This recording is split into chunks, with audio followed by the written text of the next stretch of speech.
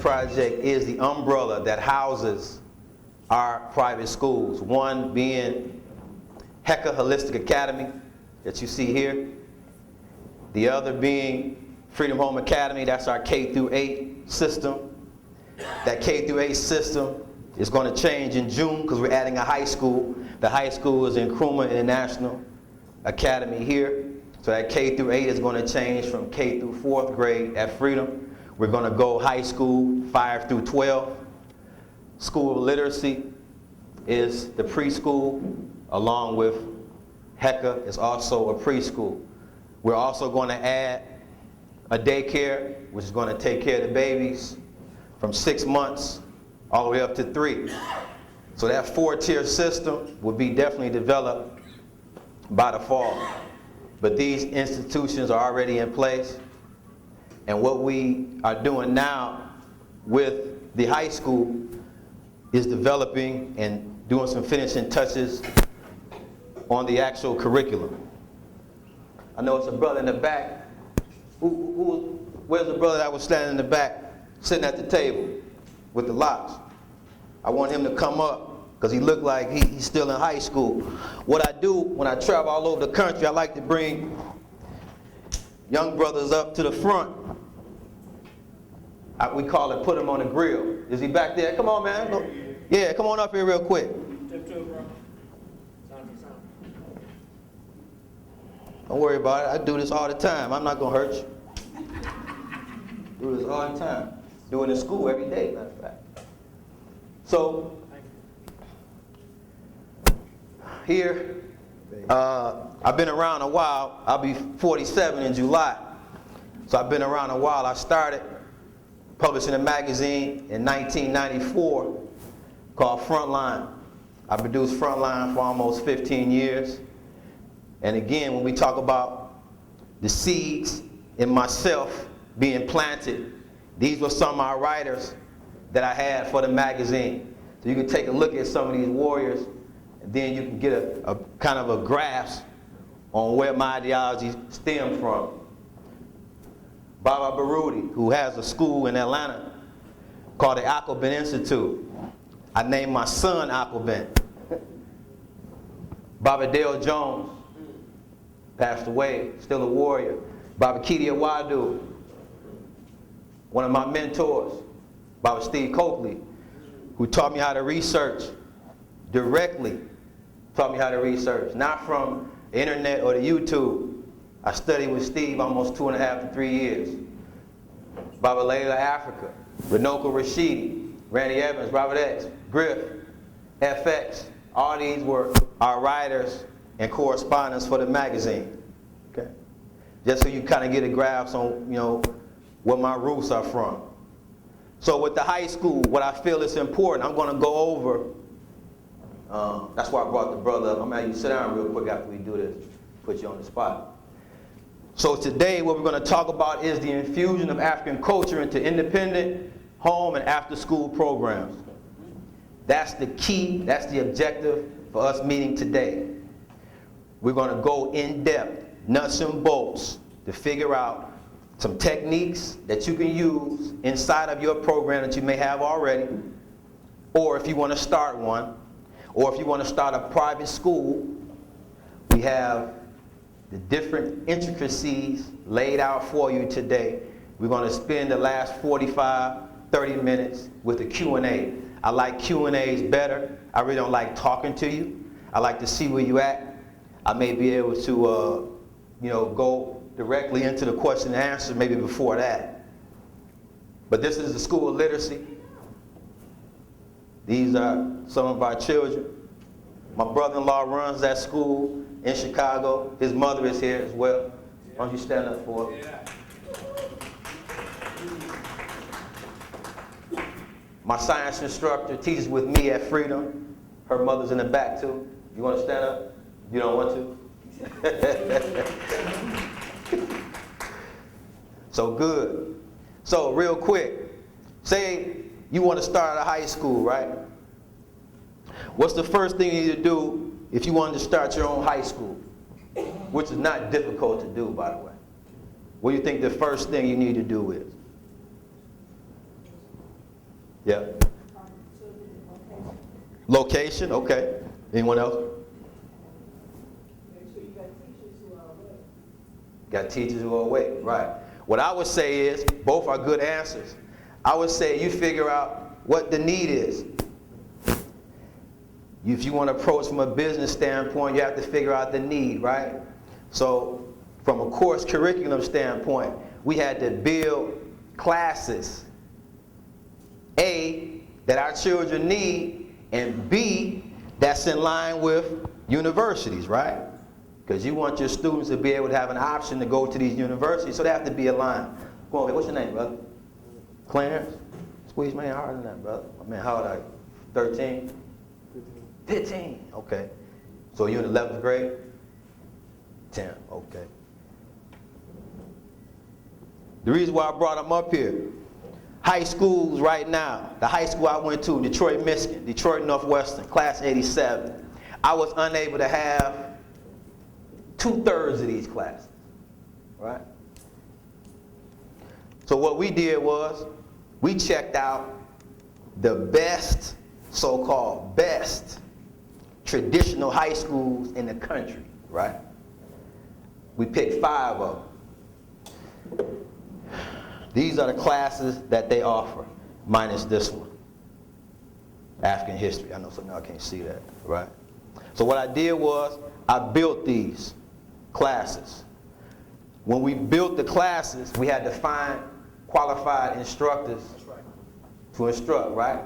We'll get into the qualifications later. But after we built, we had to go look for the instructors. Now, Clarence, can you identify any classes that was offered to you at your high school or right now? Okay, you got mathematics, music, PE, economics, okay. What kind of languages you study? English. No foreign language? No. Okay. Science, what kind of science you doing? Biology? Chemistry? Okay, chemistry. Okay, that's cool. Okay. What about anthropology? No. Any computer science? Any coding? Okay. What about entrepreneurship? Okay, that's cool. Oh, you don't got it yet? Okay, that's cool. Thanks, brother. Get a brother a hand. That's Clarence.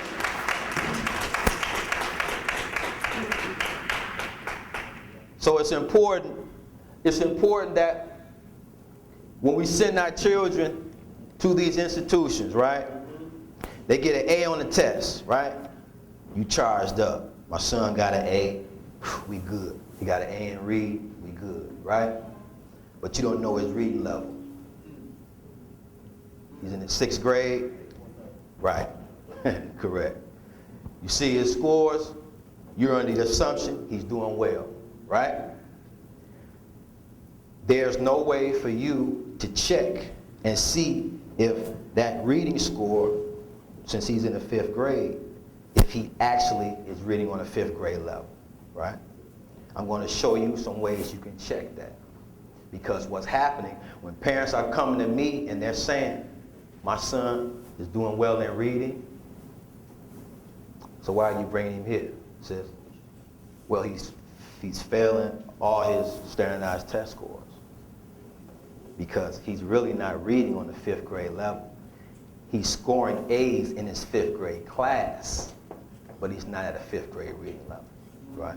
So we're going to show some reasons why that's happening and how we can defend against that. Because whether you like it or not, if people are not familiar with me, I believe it's a war on our children, plain and simple. Yes, sir. And I speak in war terms. I speak to my children at school in war terms as well.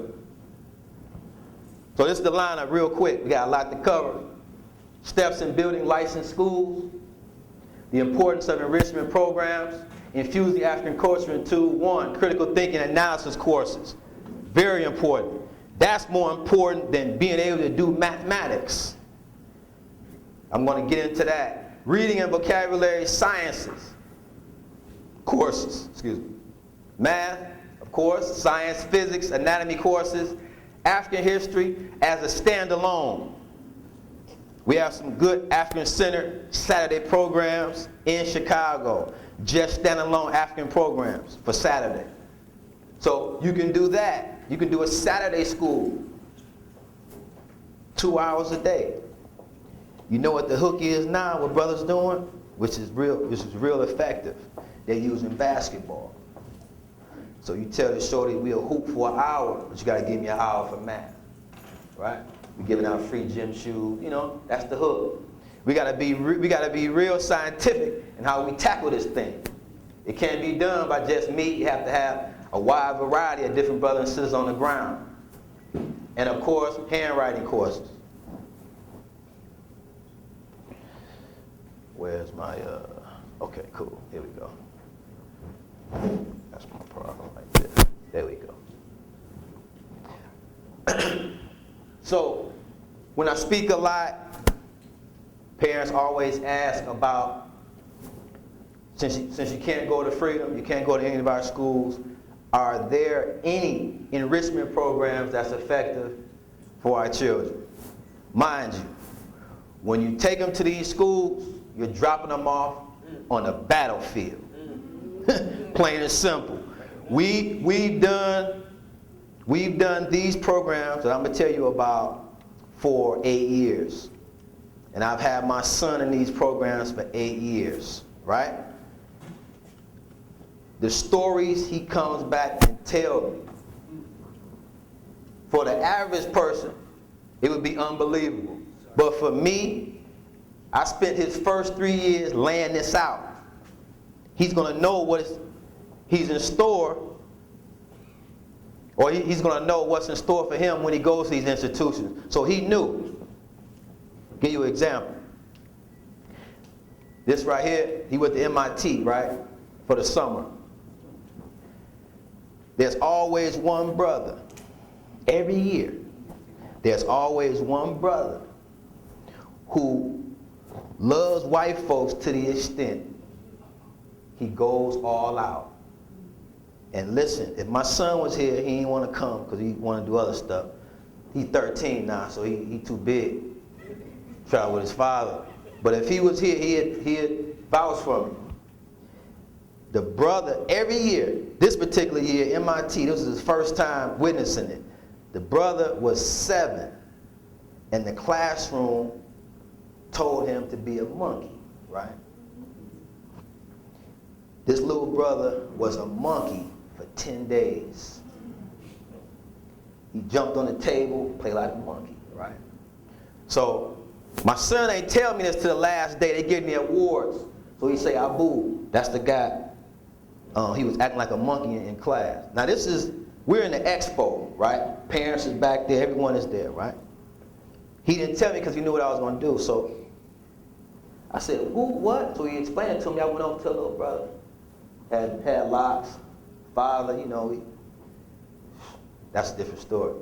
So I called him to the side. I talked to him for a minute. I say, man, little brother, were you acting like a monkey in the classroom? He was like, yeah. I like being a monkey.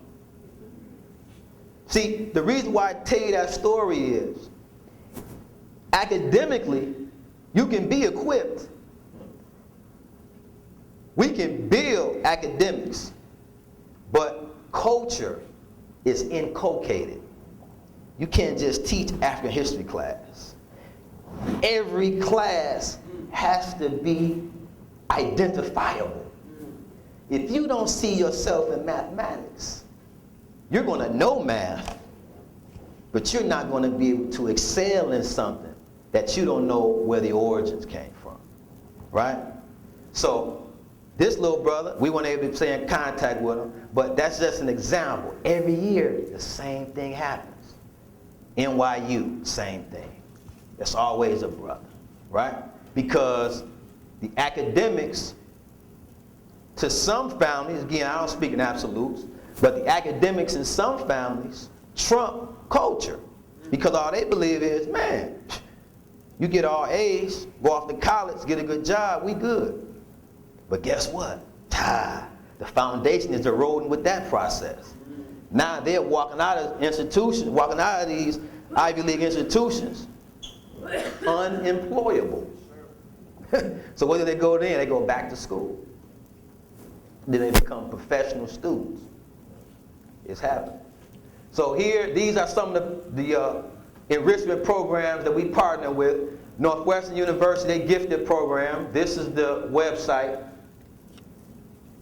Stanford University, they have one too called epgy.stanford.edu. You can go there on campus. They also have it online, both of those two, as well as ID Tech. ID Tech is a good one. It's an engineering computer software summer program where the children get to go to, I think it's over 150 universities, all Ivy League schools. That's why we were able to go here. This is MIT. These are some of our students here. There's my son, that's Aquaben. There's Nate. Nate Dawson was able to go from 7th grade directly to high school. Now he's in his 11th grade year. So when he left the 7th grade, when he graduated from our school, he went to a high school in, I think that was Bolingbrook, if I'm not mistaken. He was the first, white and black, the first 9th grader to have an engineering class in the 9th grade. That was Nate. He was one of our first 6 students in our basement of our house. Tyrell here, he also left 7th grade, went right to high school, and there they are again. They followed up Harvard, then they went to MIT with us, and there's NYU. So we were able to do, last 8 years, we were able to do Princeton, NYU, we did Stanford twice, University of Miami. So our students are equipped academically and culturally. When they go to these universities, all the teachers ask me the same thing. How are we able to do it? We go up in there with sweatsuits on. We walk on campus, Adidas sweatsuits, gym shoes, whatever. So they looking at us like, what's going on? Are these children going to cause a problem here? No. The converse. We're about to kill them in here. And that's what they do. Robotics program, engineering, software. This right here, they won a competition, a 10-day competition. They built a robot. I think they did 15 operations. The robot shot a basket. Cold. They was in the 6th grade at the time. We ain't playing no game. This is serious right here. We also do Kumon as well. Kumon is a Japanese math program. The one we use in Chicago is really good. Those are good off-campus enrichment program, right? So what's going on now? Again, the last 3 years, this is our, like I said, this is our 8th year.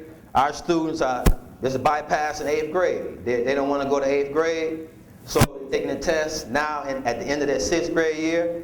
Selective enrollment test is given to Chicago students, preparing them for high school, entrance exams for high school, and we also do the ISEE, which is private school entrance exams. So instead of 8th graders taking it now, our students taking it in 7th grade. There's Mujahid. He was one of our first 5 in our basement house. He's going to Whitney Young in the fall, 7th grade. Asad Hamilton, proud of him as well. He's doing this. He's finishing off his first year at Whitney Young. No, lab. He's at lab. Oh, okay. Okay. This is good.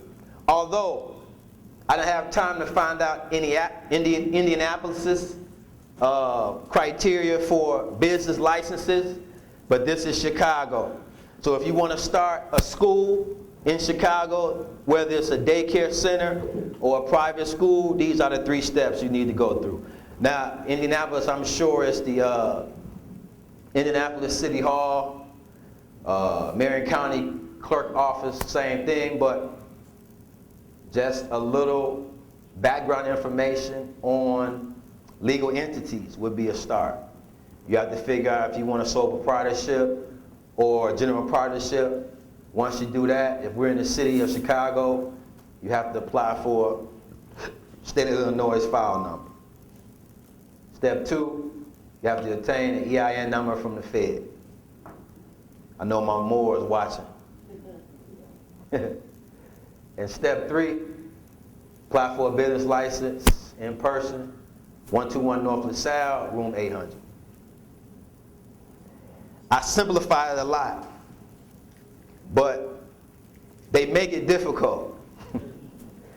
I've been to this office right here about 20 times. They know me now in that person. Hey, Mr. Kline, how you doing? It's something. Yes, sir.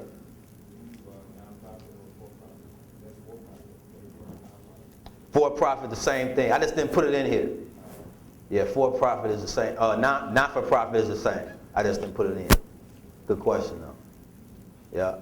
Any questions on this? I'll move on. Okay. So, critical thinking and analysis. Like I said before, this is more important than being able to compute math. See, computation is easy to teach.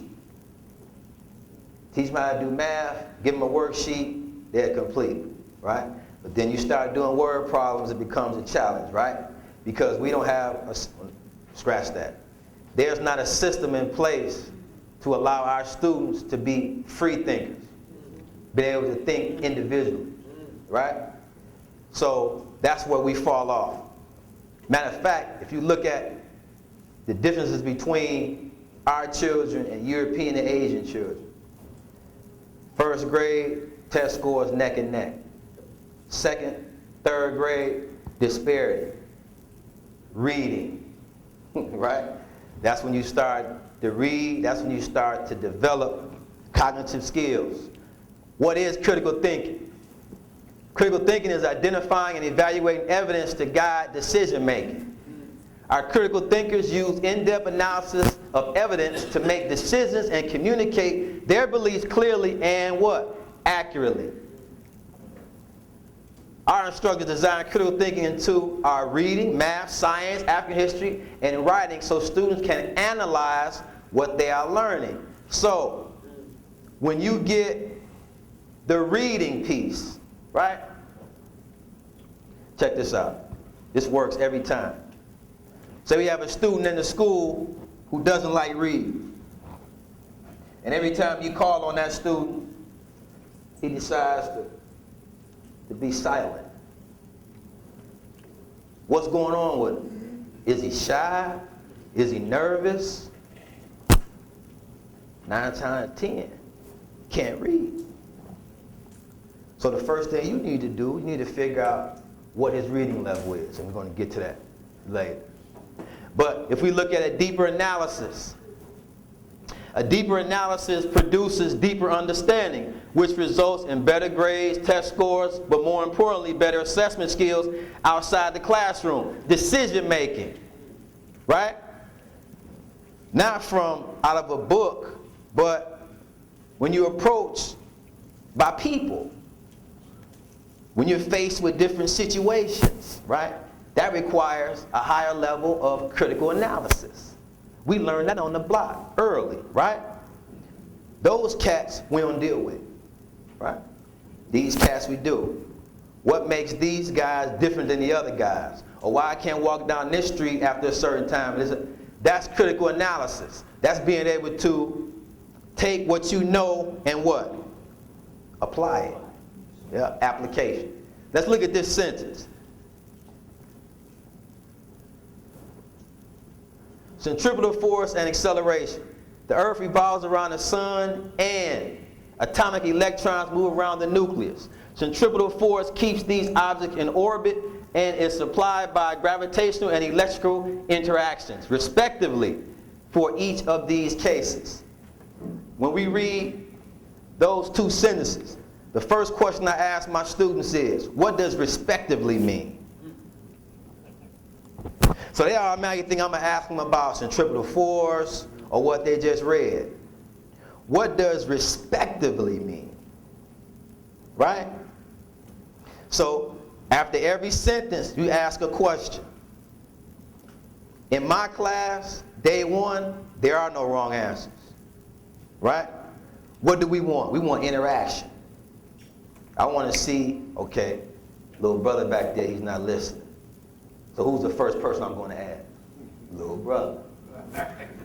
He's playing with his fingers under the table.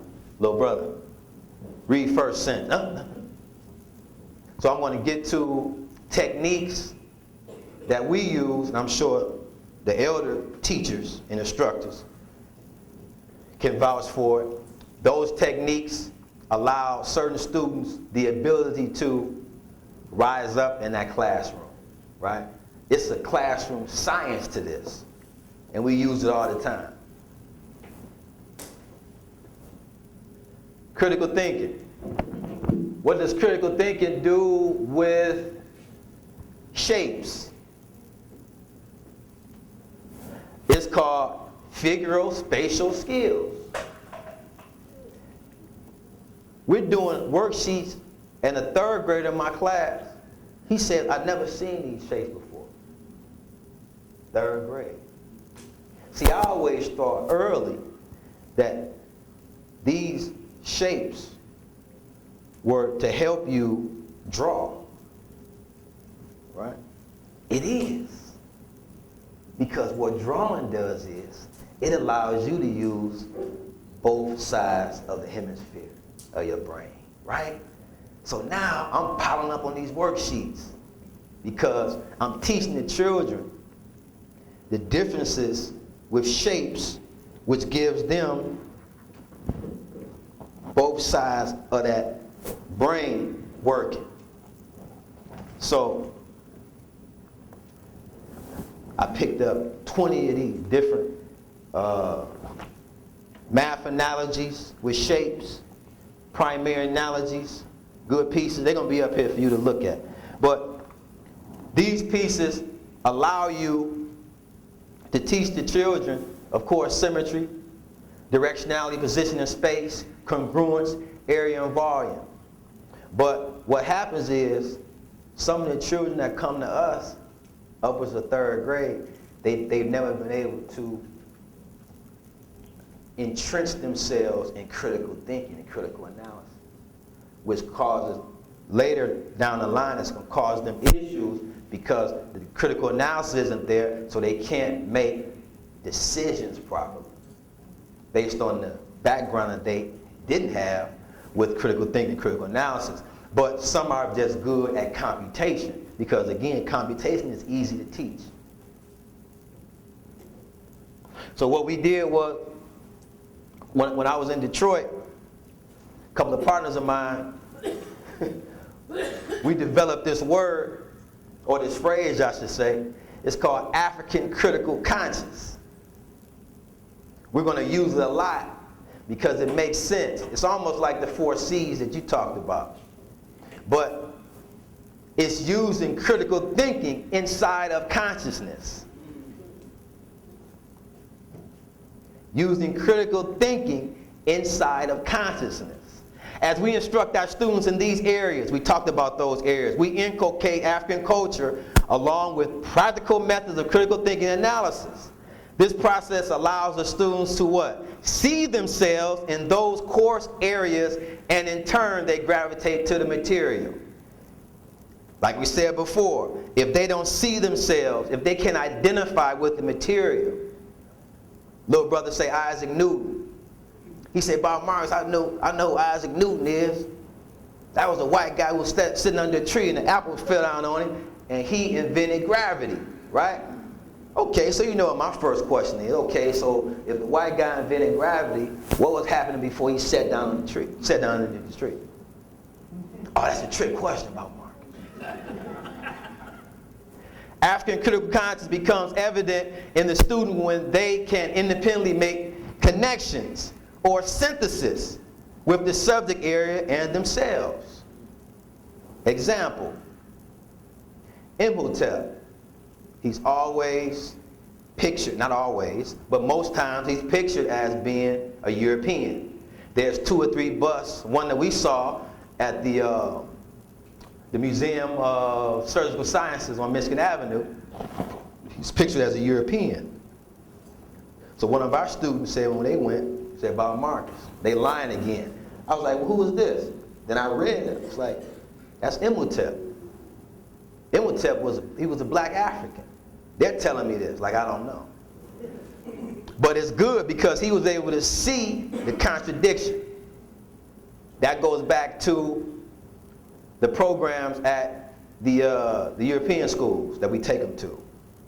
Now they can see all the things we've been telling them has merit, because now they're at the top of the class, not just with all of students that look like them. not at the top of the class with Asians, Europeans, Indians. So when they doing the robot and they come to find out they the best robots in the building, they like, wow, this ain't no game, huh?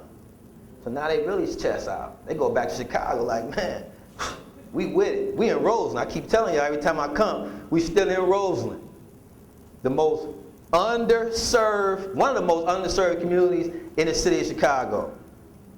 Never had a problem in the 5 years we've been there.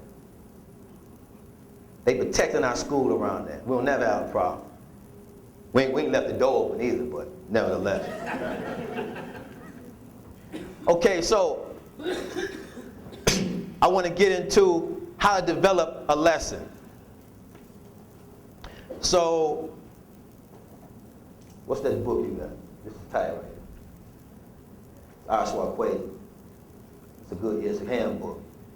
So, let's just use this as an example, right? I've been watching Oswald Quaid, man, since 95. Oh, you know what? I got a story. I always got these anecdotes.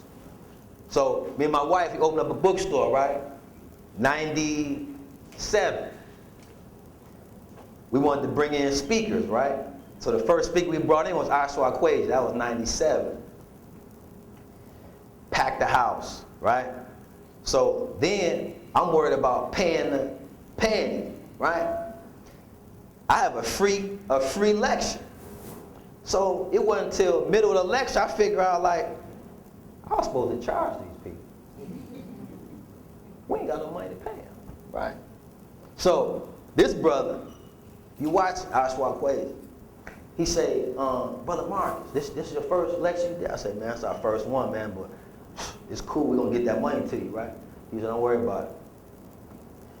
Pay me next time. I was like, man, next time you're going to come again?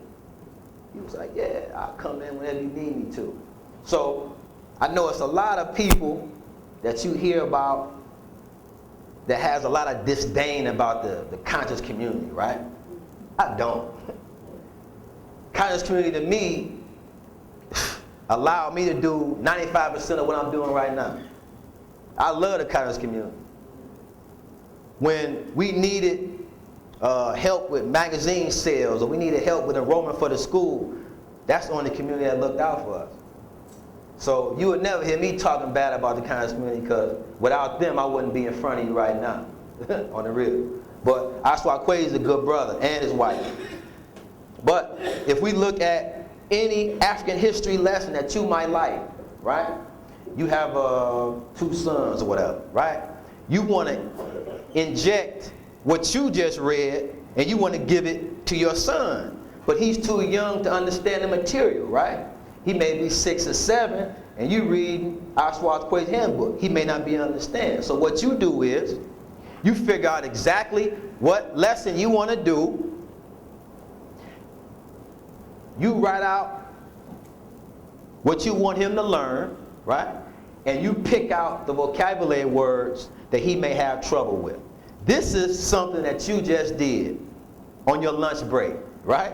You read, you took notes, and you came up with this, right? So what you would do, you would choose sentences that you want him to remember, and you make questions from them, right? Now you just built a lesson. Of course, some of these words he's not going to know. That's why you build a vocabulary list.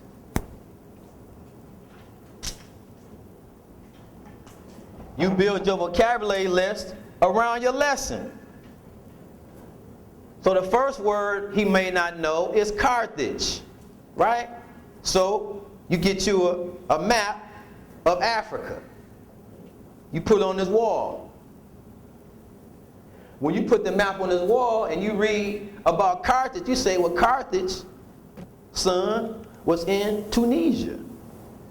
Tunisia is in North Africa, right? The capital of Tunisia is Tunis.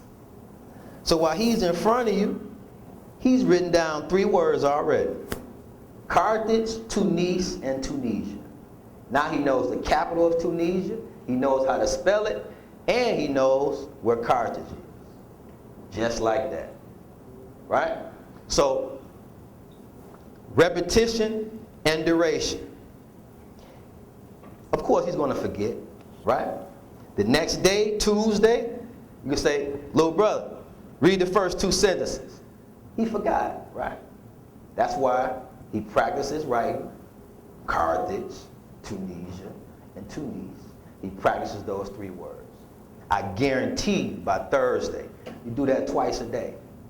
One real quick, I'm telling you, this is what I did with my son. 3.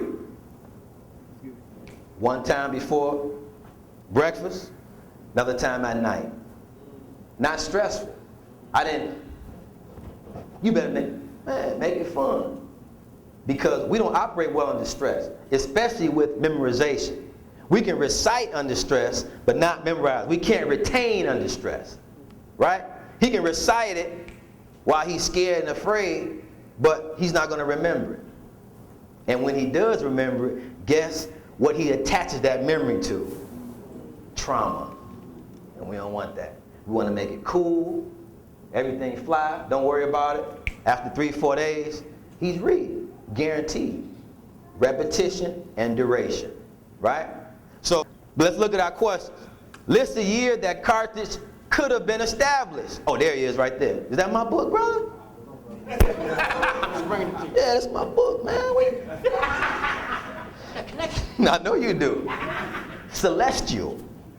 So this is it. It's a good one. And of course, it's many good pieces, but this is just the one I use because the civilizations are listed in order. When We Ruled, not When They Ruled, I'm sorry. When We Ruled by Robin Walker. Now look at this first question. I love this question. It gets my students every time. First one. List a year that Carthage could have been established. That's reading behind the text. So when we're talking about being able to identify centuries, right? That gets my 8th graders when they come in. I say, okay, 8th century. Give me a year in 8th century. Oh, 800. Right? That's how we get them. Because they come in, they read, I was like, by Marcus, this easy. Okay, what's the first one? First question. List the year that Carthage could have been established. Well, it say right here in the 9th. See? So if you don't know how centuries are broken up, you won't be able to answer that question. So now we go right to our timeline, right? 0 in the middle, 5,000, 2016 on the side, and we work our way up.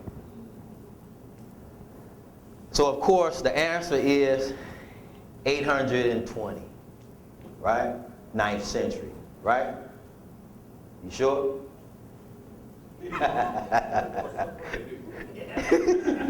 Right. Second question. What country was Carthage located, and what is its capital? Okay. 3. Who were the early people of Palestine?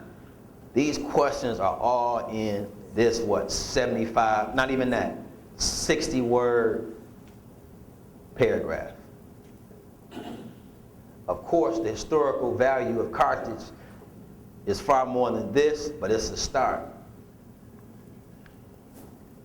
Creating your own lessons.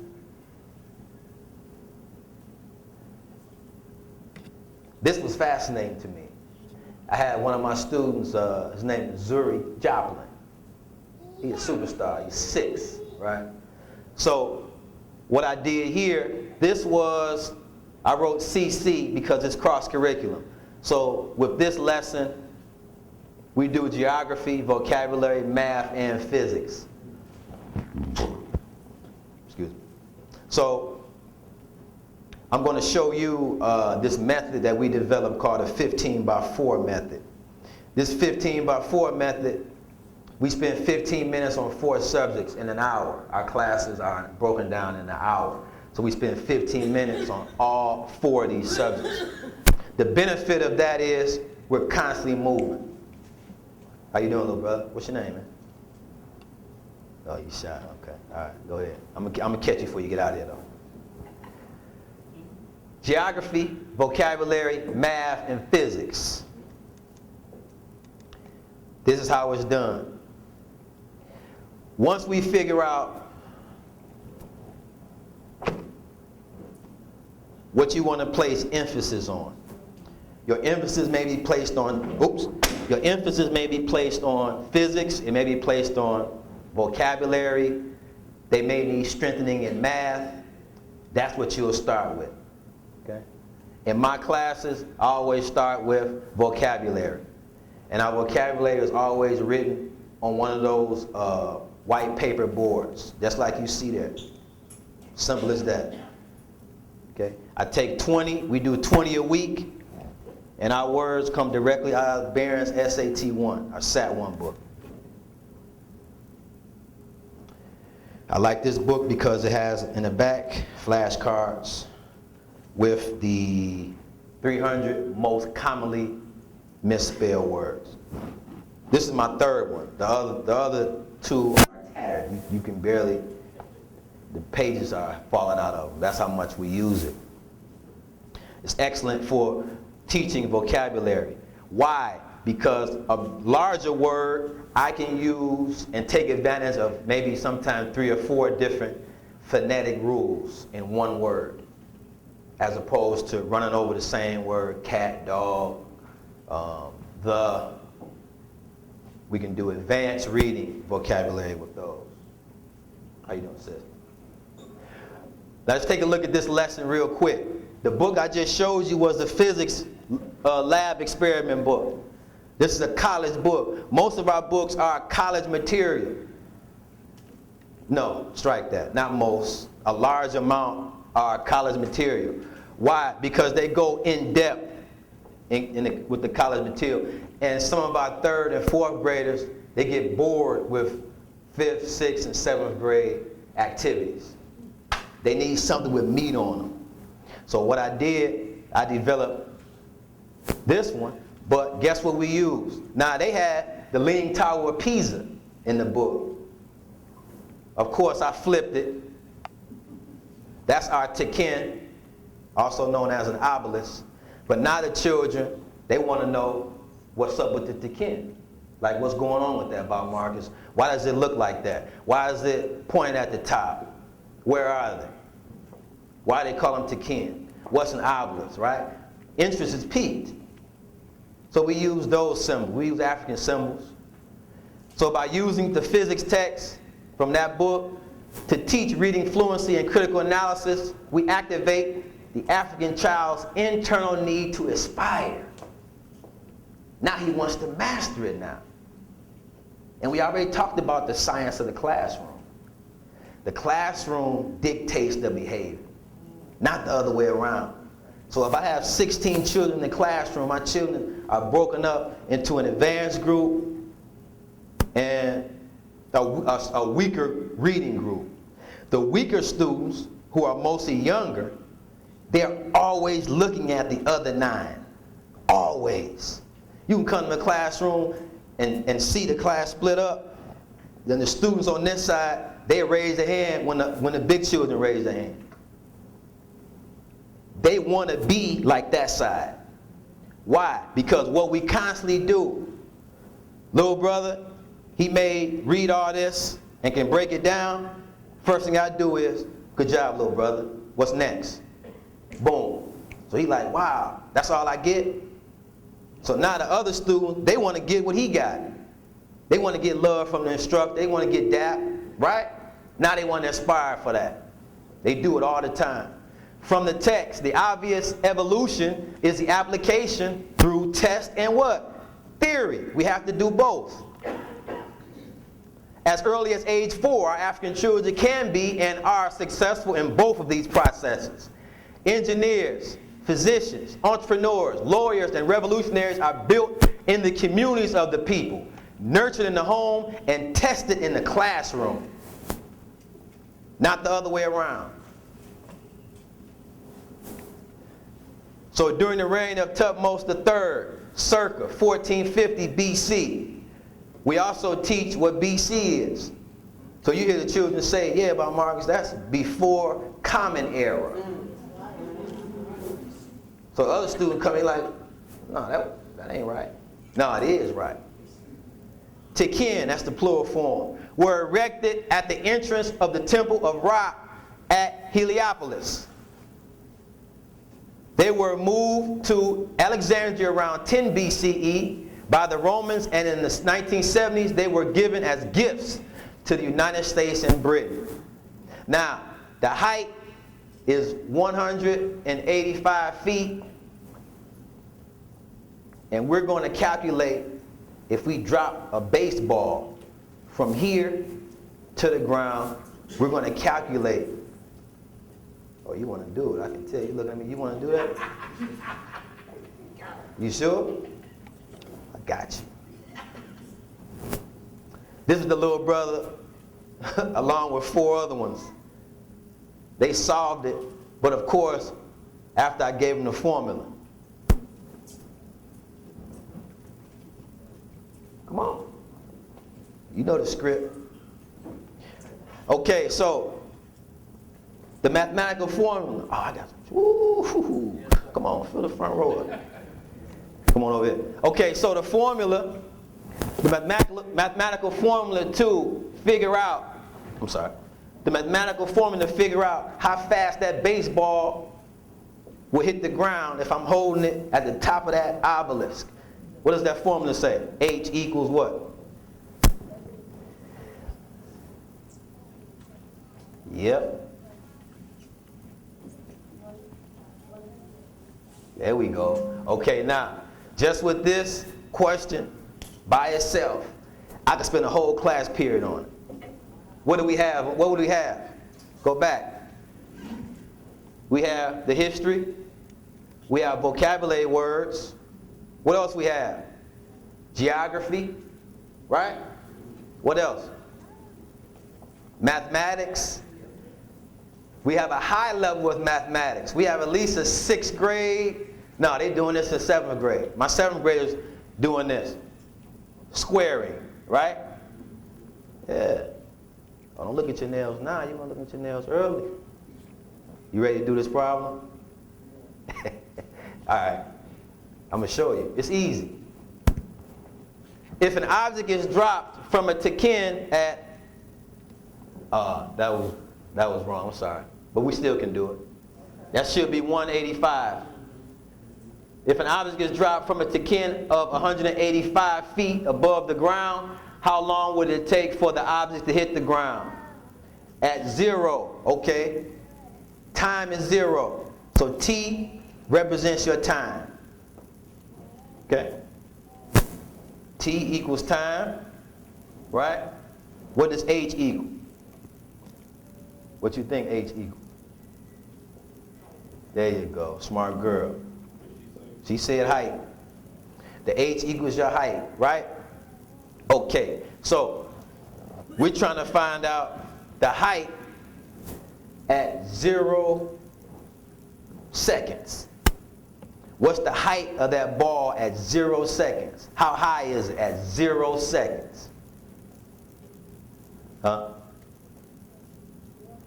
0, good. You right? 0. So at 0, it was 0. Then you have time and height, okay? Now it's going to get tricky for you. You know your multiplication tables, right? Okay, so your time, 1 second, 2 seconds, 3 seconds. Okay, so what's the height at 2 seconds? How you going to figure it out? If T is what? Right, T is time, so we're looking at 2 seconds. So now you have negative 16. T is 1 second squared plus 185. What's 1 squared? 1. Good. Okay. All right. That's 1, right? Now 1 times negative 16. What's 1 times negative 16?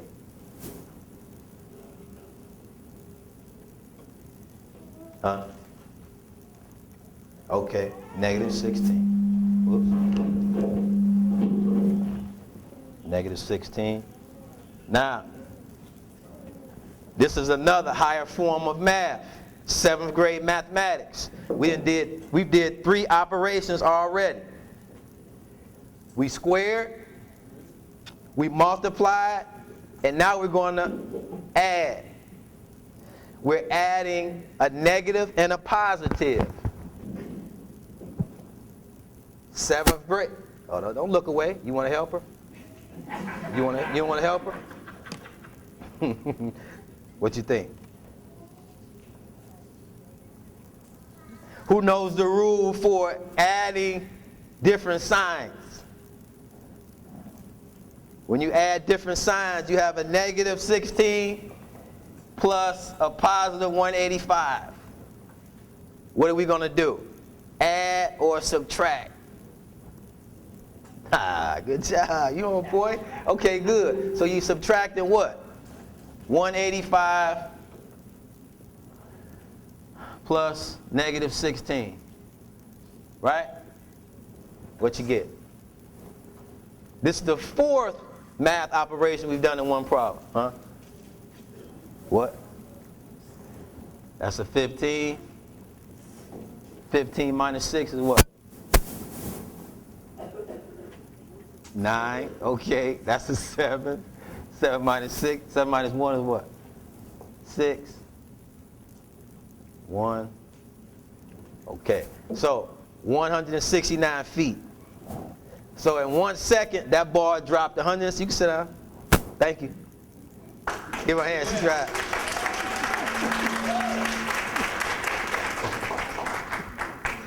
That wasn't that bad, right? Yeah. Right, so this little brother was able to do that problem after we broke it down. We had aid and assist, of course, but after a while, he left the classroom saying he wanted to be a mathematician. But after that, he said he wanted to study volcanoes, and after that, he wanted to be an archaeologist. But that's fine. We'll accept that. We'll accept that. English grammar. You already know what the problems are. Cell phone texting, using UR for your and the letter U for you. It's a problem because as adults, it's fine for us. But for a child going into 3rd and 4th grade, texting the wrong words, it only reinforces bad behavior with language. We have to master language. It has to be a mastery. Because the tests that I administer, the national tests, I see them. And what children are failing mostly in is what's called usage. Usage is when they give you a sentence, 2 things are wrong in it, they want you to identify what's wrong with it. But if you think you are is the right 2 letters to identify your, it's going to be an issue, right? So English grammar, utmost important. Capitalization, punctuation, the whole shot, right? This is a good place to start for 2nd graders, even 1st graders. We teach our pre-K the first 4, nouns, verbs, adjectives, and articles. Those are the easiest ones to teach. Articles are the and a. You got it. Right? Pronouns, sentence fragments, that's also a problem. But you know what's the worst one on here? Subject-verb agreements.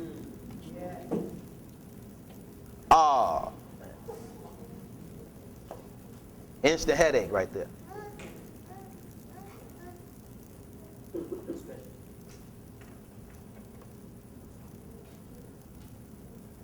All right. So, like Baba Gary told you earlier, when I first saw this, I was like, yo, I got to use it. I got to use it. It's a very comprehensive piece on history, the historic journey. I've been using it since he let me use it. I ain't even paying for it. He just gave me the book. I've been using it ever since. But what I like about it are the activities. It's very comprehensive. The activities bring home the lesson. Once you start doing the activities and the projects, the children, they gravitate more to the material, especially when it's about them. And it's funny how he brought up Laetoli, because that's the first lesson I did when I first got the book. Because I'm looking at the vocabulary where I say, my first graders can do this. Because they know these words. So, for those individuals who are having trouble or challenges with the historic journey or any other historical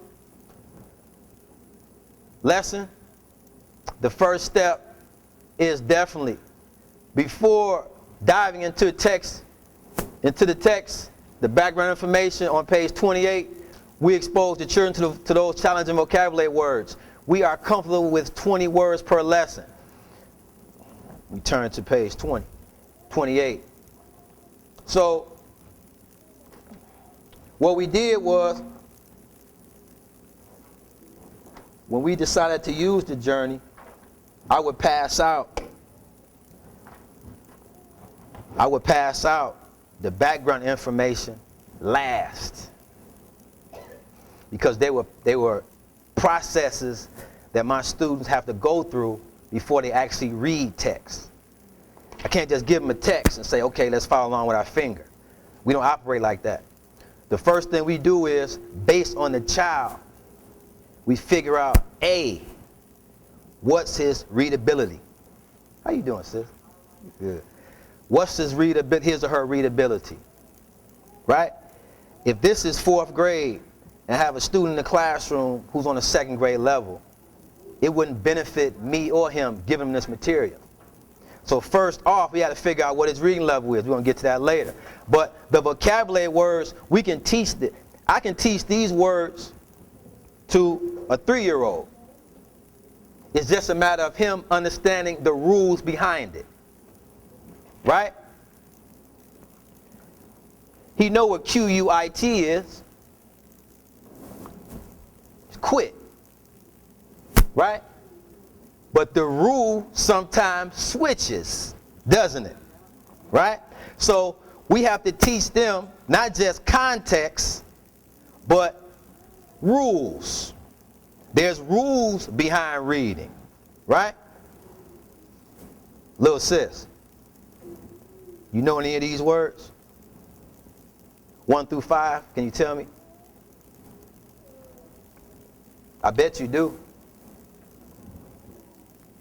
What about you? Fossilize, good. What else? That's a capital I right there. IMMENSE. What about you? You know what we tell our children when they come to the board and read? You know what we tell them? Attack. Attack. Whenever a child comes to the board like this, I send them back. I want to see children come to the board. Baba Marcus, let's go. Attack mode. You know what that does? That gets the whole classroom on charge. So the little brother is playing with his finger on the table. He's not now. He's like, Mom, what was that? That was little brother jumping up. I got a little brother doing the, what's that?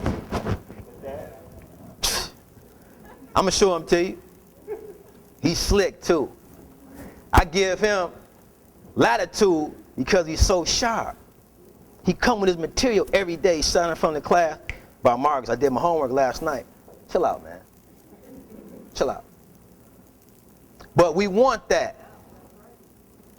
The little brother who may have been a problem at the other school, probably because he had a white teacher that didn't respect him and hated him. When I get him to me, I don't look at him different.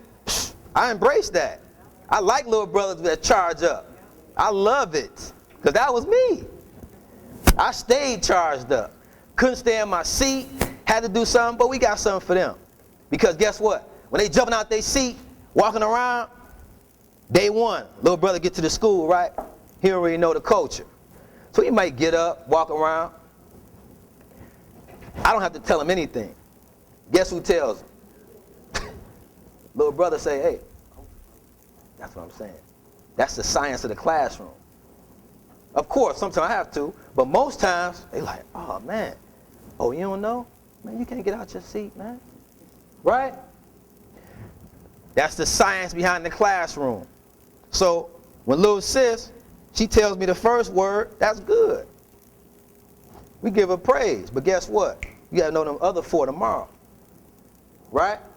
So the way I come to you tomorrow is gonna be different than the way I just came to you today. Little sis, you need to know them other 2 words. I don't know. Nah, let's go to the board. Right? Because what's happening in the classroom, if you don't take it seriously, they don't. If you think it's a joke, they gonna magnify that. If you think the program is a joke, they gonna say you a joke. So my stance has always been the same. I don't play no games in my class.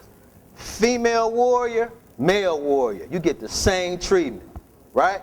Because if you don't respect the culture and the structure of the school, it's either I'm going or you going.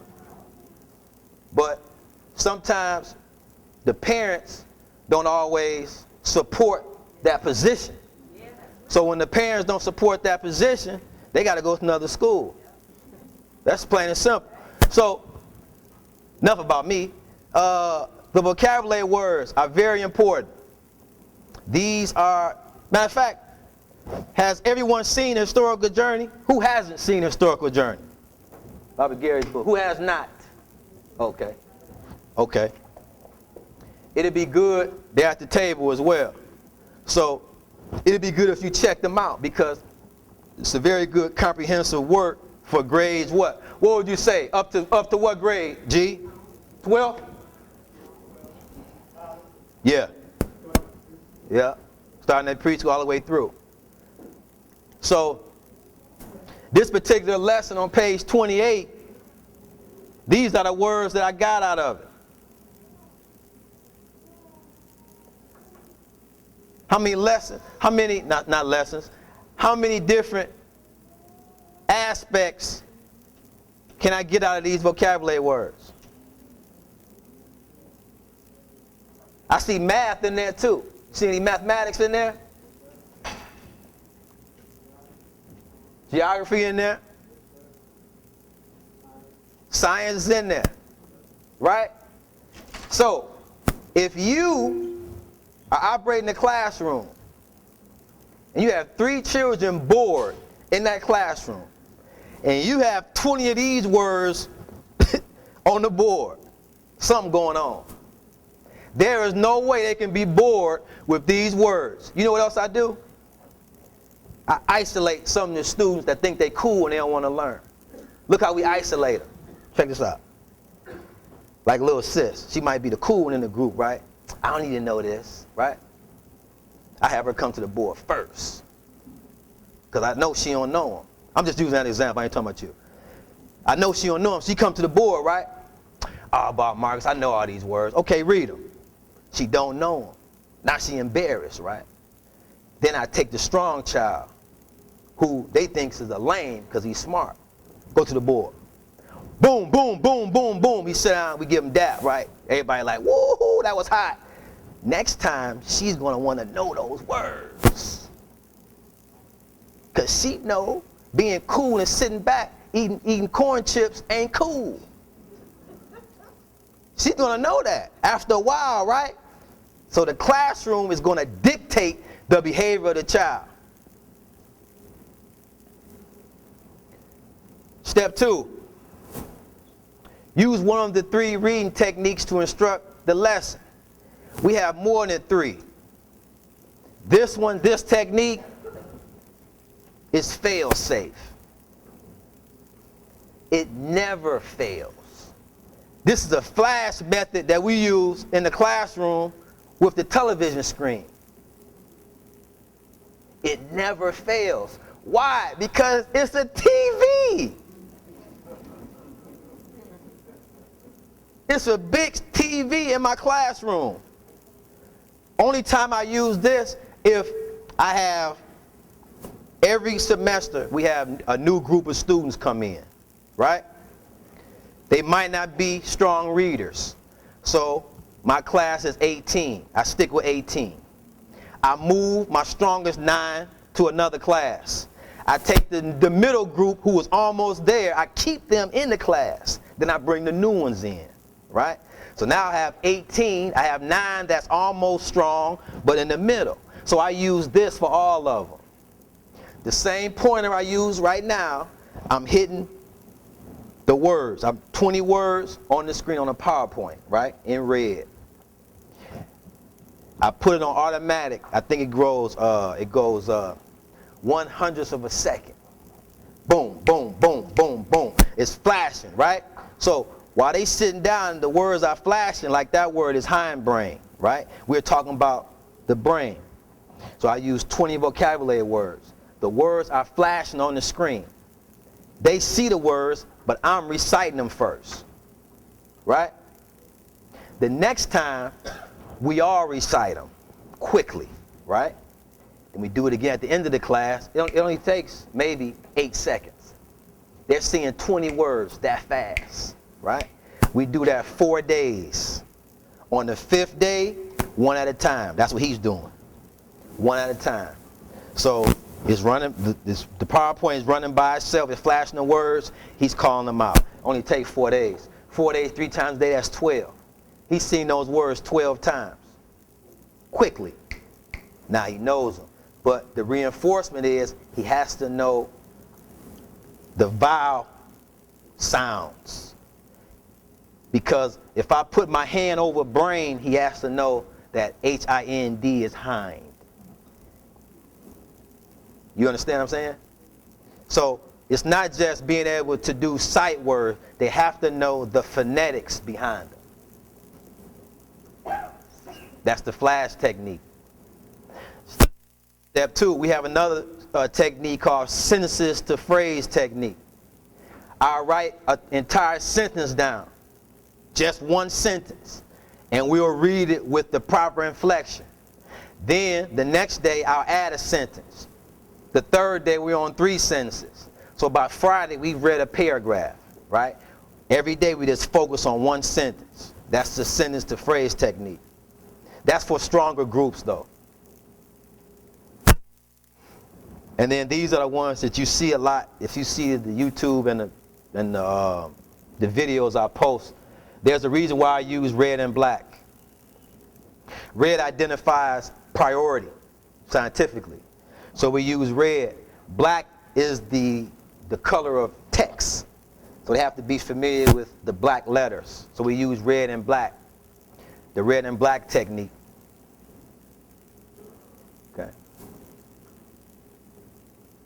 So, step 3 is done concurrently. While the student is reading, you ask questions after every sentence. When they read, even the older students, when they're reading text, after every sentence, a question is asked. Every sentence. You want to do one of these? All right, I'll give you a pass. Not you, though. Come on up. Yeah. It's all right. You're going to do well, I can tell. Yeah. You've been listening to everything I've been saying, so I know you're going to do well. Read the example. Discover. Discover a nice Archaeological. Tongue twister. It's a tongue twister. Go ahead, keep going. Find was located about 30 miles south of Old Divide. Gorge. Mm-hmm. Excavated.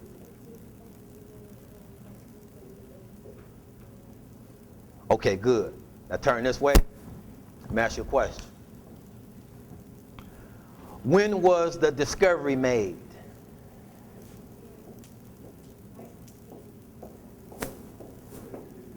Close. 1979. Don't leave yet. So the instructor responds to a student with the correct answer. 1979. You got it right? Great job, young warrior. That brother and sister is super sharp. Sharper than a box of knives. So that's what we do. So now they like, wow, ooh, I'm sharp. Hey, Bob Marcus, give me some dap. Right? He's doing well. He wants to be acknowledged for doing well. Right? So for those that don't do well, take them, take a seat. Try again next time. No, you stay. Okay, good. Next question. What's an archaeologist?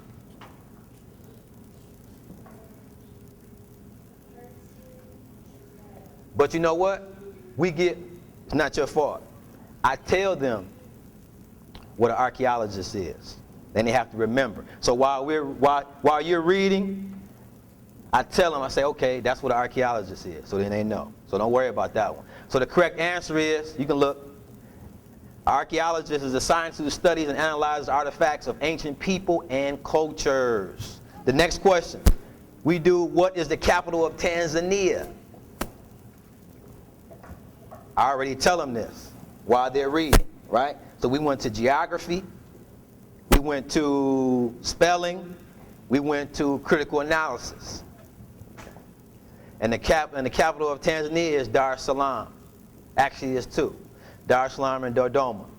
Who was the first president? I already told them this. Dr. Julius Nyerere. What language do they speak? And that is Kiswahili. Right? That's good. Good job. You can take a seat. You did well. Give her a hand. So, the importance of reading and answering questions. Critical analysis. Right? You get to remember what you're reading. Guess what else? I was reading a book by this cat, Win Wanger. It's called The Einstein Factor. Excellent book. He's a neuroscientist. He says, if you ever want to remember your dreams, when you wake up, you should write them down. Writing them down trains your brain and tells your brain it's important. So Bob Marcus is writing the dreams down. He must feel they're important. I'm going to allow him 2 extra dreams so he can remember them, right? So you're training your brain. So now, when you're reading, and after every sentence, they're anticipating me answering a question.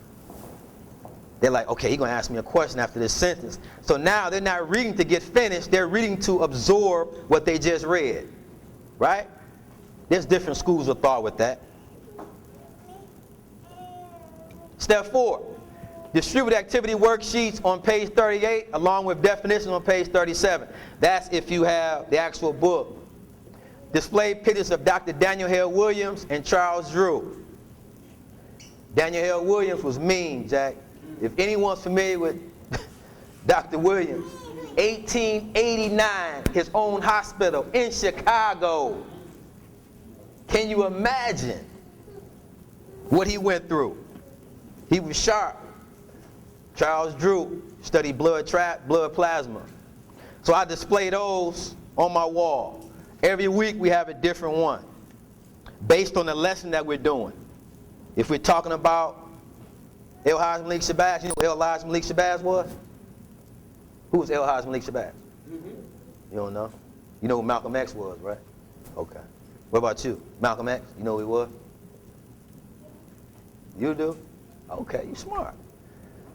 This is part of our 15x4 method. Like I told you, 15 minutes, 4 subjects in an hour. Vocabulary reading, physics, anatomy, and mathematics. As we analyze student participation and concentration levels, we came to the conclusion that our students have a capacity to absorb large quantities of information in short periods of time. They're able to do that in a short period, right? When we extend that period out, it's a fall off, right? So when we give them chunks of information, the absorption rate is higher. This led us to create a system where our students could absorb more information in a shorter time span. That's all. Instead of having teaching math for a whole hour, where they're like, oh man, about Marcus, man.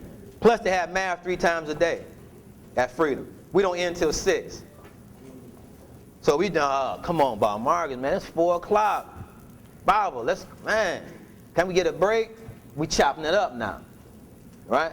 Okay, that's cool. So after a while, we start to figure it out, especially after lunch. So mathematics is harder after lunch, so is reading, right? So we had to inject different foods into our vegetarian diet. That's all. We had to make the adjustment. We slick, you slick, we slicker. Leaning back in the seat. Bob Marcus, man. I ain't get enough sleep last night. Okay, walk around. So we got students walking around in the classroom. That's cool. After a while, they get tired. They sit down. So they don't work. Temporary. Now this is the nuts and bolts of an actual program involving history, vocabulary, geography. This is a basic system. This is the system that we use today. I'm sharing it with you. Even though I didn't want to.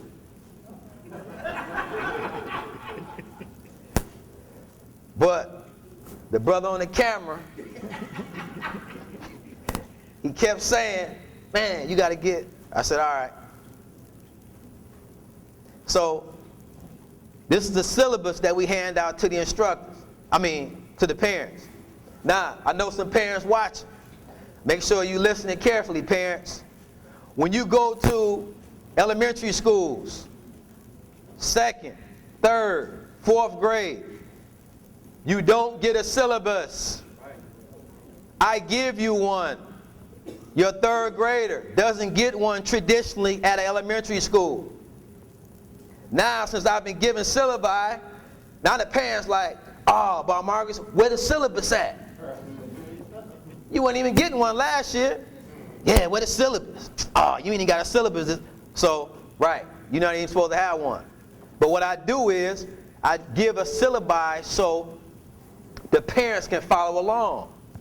So the parents, if we're talking about, this is week 1. I'll go back, just in case you're writing some stuff down. That's what it looks like. This was October, December. African history, my 10 o'clock class. That's the best class in the building. My 10 o'clock group, we can go right now. These are 5, 6, and 7-year-olds. We can go right now to the better high schools in Chicago and stand strong with them. That class is off the meat rack. It's 18 in there. 9, I got a little brother right now. He's telling me every day, Baba Marcus, when you going to put me in that algebra class? About this tall. His name is Michael Lee West. Super sharp. He's doing pre-algebra strong too. For real. But this is what I give the parents. This is my material that I go over. So week 1, Tasseti civilization, that's what we're covering.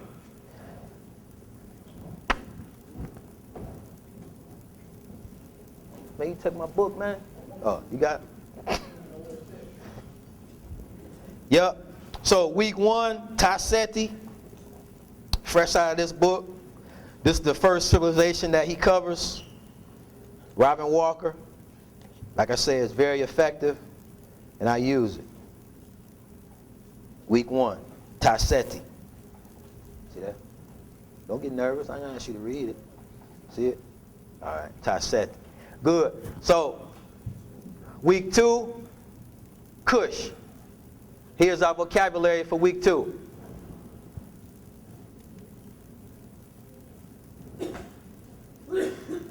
Can you do any of those? Vocabulary, week 2. First word, bulk. Keep going. Good. Good. Uh-huh. Uh-huh. Good. Uh-huh. Yeah. I knew that was going to get you. Beguile. Beguile. All right. That's good. Also, there you go, big brother. Also, after the vocabulary words, we slowly enter into anatomy.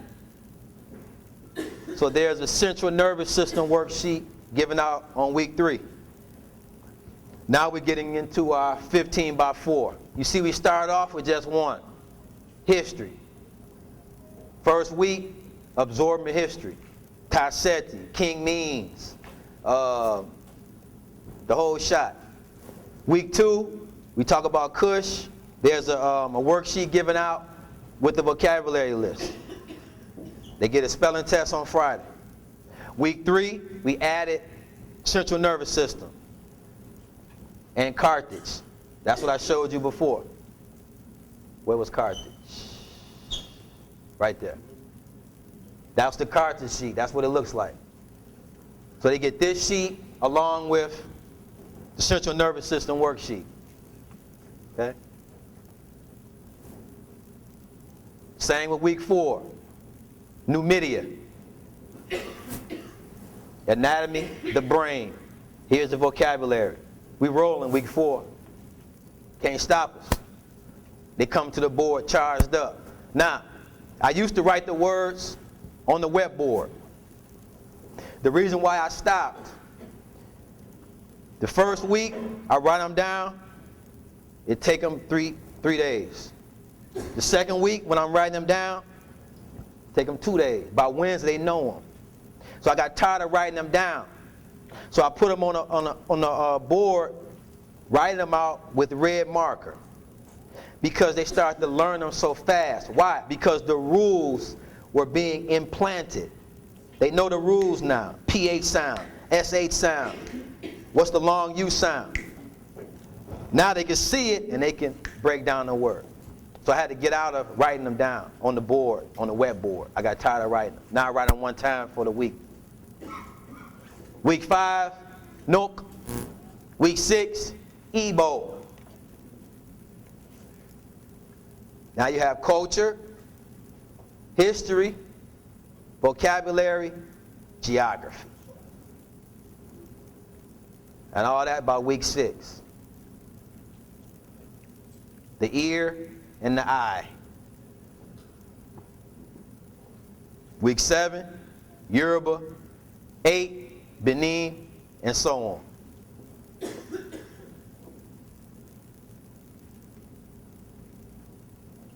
I like this one, Ghana. Ghana is, we do a lot of Ghana because we do a lot of Kwame Nkrumah. So we talk a lot about Kwame Nkrumah at the school. So they know Ghana. They love Ghana as well. I mean, we love all the countries in Africa, but Ghana in particular, because what made Ghana so special? My man. First African country to gain independence from what rule? What European rule? Britain. That's cool. Good job, though. Sweet. Like one of my students. So, phonics, critical thinking. 2 years and up. So like we said before, you wouldn't give a 5th grade reading lesson to a 2nd grader. How do we know that 5th grader is reading on the 5th grade level? And how do we know that 2nd grader is reading on the 2nd grade level? There's what's called oral reading test. And this is what we use for that. Oh, I didn't bring it. I didn't bring it. But Edward Fry, did you get that one? Did you order that one? The Edward Fry with the right. So Edward Fry has a book that has oral reading tests from kindergarten up into 9th grade. And the oral test tells you, plain and simple, if he can't read, or he or she can't read a 1st grade easy difficulty, You need to work on his first grade words. Once he masters his first grade words, he should be easy doing first grade reading, right? Then you teach him inflection, and then you teach him definition. So we have some parents, they keep stressing, Bob Marcus, my son, he knows vocabulary words. He's 3, by the way. He knows vocabulary words, but he don't know what the words mean. Huh? Look, you can't teach a child definition without context. He can memorize the definition, but he wouldn't know what it means. You have to teach context. That's why they don't start getting into definition until like late 3rd grade. I mean, learning what the definition is. Not saying like, you know, a word and then saying the meaning. Anyone can do that. But applying the definition to everyday life, you have to have context. So that doesn't come till later. So for 5th grade, what grade you in? Oh no, you like in the 7th grade, right? You're in 9th grade, okay. What about you? What grade you in? You in the 6th? Okay, good. So what she should be able to do, right? She's smart, because she already came up here. 5th grade, this is difficult for 5th graders. So they made an easy one and they made a difficult one for each grade, right? Read that one. It's easy, you can do that. Got food in your mouth. It's cool, we'll wait.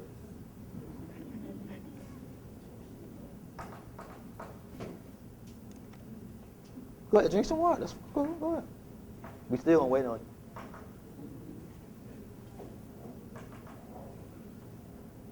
We got about 25 girls at the school. I do all of them like that. They see me coming like, Bob Marcus, what now? Tie your shoes up. Go ahead, I'm waiting.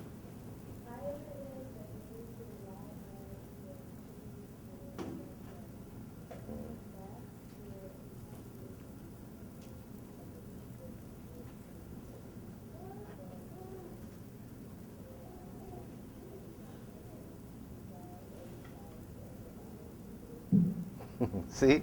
It wasn't hard, was it? Give her a hand. Yeah. So look. It was easy. It was easy.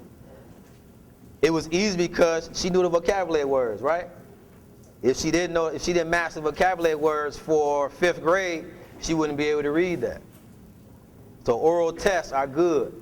Now, we teach reading. Step 2, select the right material for the student to read. After you've determined your student's reading level, select or create reading material of the appropriate level. So if we're reading, if little brother is sitting in front of the classroom, he's in the 2nd grade, and he's reading a 3rd grade book, and he keeps raising his hand. Bob Marcus, what is this word? He doesn't need to have that book. You give him at-level material.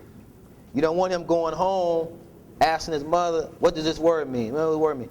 You give him at-level material where he can do it independently. So, independent reading level with no mistakes in 20 words. If he's reading a book and he's over there reading by himself, you're cooking dinner, he's reading, he read the whole paragraph by himself, that's the book he's supposed to be in. Once that book is done, you up the level. Simple as that. Instructional level, that means he had one mistake in 20 words. He needs help. It's good for reading with teachers or parents' help. Then we already know, frustration level. He keeps raising his hand. Mom, what's this word? Mom, what's this word? That's not a material for him or her. Okay? As soon as children come in, day one. Even before we say, Uhuru Sasa, little brother, hey man, come to the board. I need you to do the first 25 words. In order for him to graduate from the school of literacy, our little school, to come to freedom, he needs to know all 100 of those words. If he doesn't know them, he can do everything else. But if he doesn't know all those words, he can't come yet. You can do all those, can't you? Can you do all those words? You should. They 1st grade words.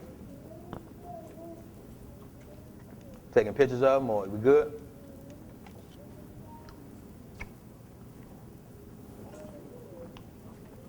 Some of them books you should already have in your library. I got this book list from Walimu Burudi in his book, Asafo. Do I have it? Yeah. He listed books for first, second, third, all the way up to high school. It's an excellent piece. So that's a good book list for 3 years old, 4 years old. I love this one right here. Where's she at? Virginia Hamilton book, The People Could Fly. I love that piece. The children love it too. Because, you know, science fiction like, you know, children like that. They gravitate to that material. But it's good because you're teaching them read, and you want to promote reading. The children walking around the hallway, you ain't seen them, Reg. You walking around the hallway, they're carrying books. Not textbooks, just books that they want to read, you know. Got to embrace it, especially nowadays. All the TV you watch. We tell the students, no TV on weekdays. Shut it down. I give you the weekends. No television on weekdays. You come home, what's your regimen? Oh, Bob Marcus, when I got home, I ate, opened my book. Are you sure, little brother? Are you about to call my mother? Yeah. What you do when you got home? Oh, all right, I cut the TV on for a minute. I watched it for a minute. But guess what?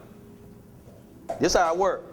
The A students, the super excels, they ain't doing that. Out of 105 students at Freedom, super excels maybe like 25. Those are the ones that come to me and say, look, Bob Marcus, this is what I read last night. Those are super excels. We identify them. We identify those early. But the ones always talking about pop culture, right? What's cool and all that. Those are the ones that do mediocre. We identify them too. I have to identify them because I wouldn't sit a student who think reading ain't cool next to a student that be like in their book all day. I don't do that. You sit next to me right here. Always doing this in class, that's a no-no. I embarrass you. I put you on the grill fast. Oh, you need to go to the board. Catch you in the hallway. What you doing? I'm going to class. Where's your book? I'm always on them. Always. 70% of the students in the class can't stand me. Seriously. Coming home, Bob Marcus, I don't want to come to school no more. Parents calling me, what should I do? He don't want to come to school. That's on you. You think if my son came to me and told me, man, I don't like so-and-so instructor, I don't want to go to school no more. I look at him for 2 seconds and he start putting his pants on his shirt. I ain't playing no games. School is important. Not just the structure of the school, but the culture. See, the culture, when they leave, that's more important than all this, man. When you leave and you go to those European institutions, they're built to destroy you. We got Harvard instructors. We have Harvard graduates as parents. 3 of them. One of them just got an MBA. She came and spoke to our class and told them, I went in conscious. I almost came out of there non-conscious. That's how they built. She used to send us text messages. Brother Marcus, you wouldn't believe what they're talking about in this classroom. This is Harvard University, man. They're not playing no games. We playing. We playing. Shorties don't do their homework at Freedom. Every week they got a new pair of shoes on. We're consistently rewarding mediocrity. We want him to have because we ain't have. I grew up, man, I ain't had no gym shoes. Come on, Bob Marcus, man, I took care of me. Man, little brother, man, he failing, man. Because he think it's cool. His old man say it's sweet because he got the new Derrick Roses on. And he got a D- on his test. That's not saying Pops don't love him. That's just displaced. His priorities are somewhere totally different. But, you know, they look at me like, he pointing the finger again, woo woo. So I let it ride. But he keep getting D's in my class. And when it comes down to him graduating, he's going to need that recommendation. I tell him all day, you won't get one from me. So, you know, next move is, Bob Marcus don't like me. I got 2 of those last week. Zion Williams. Did he tell you Bob Marcus don't like me? He didn't tell you that yet? Yeah. Her grandson. I ride him every day, all day. Bob Marcus don't like me. Because, you know what? The teachers that say they like you don't give a damn about you. So, I go to school, my son included. I ain't trying to make friends. I'm 47, brother. I'm good. You liking me means nothing. My job is to make sure you excel in everything you do. Not be all right, excel. So you saying, here he comes. I don't care about that, man. I don't care about that. Be honest. Maybe when I first started, I believe that children gravitate to people they like. But the more I'm starting to see, that ain't what's happening. They gravitate to people they respect. And we clear on that now, so, you know, we swimming in murky waters, though. This is the math trajectory. We didn't talk a lot about math. But when we created the math system, we had to do it from the holding the pencil stage all the way up to pre-calculus. So when parents want to know, how's my student doing? Where is he? This is just the first 2. We didn't go beyond this. Because, you know, got some trade.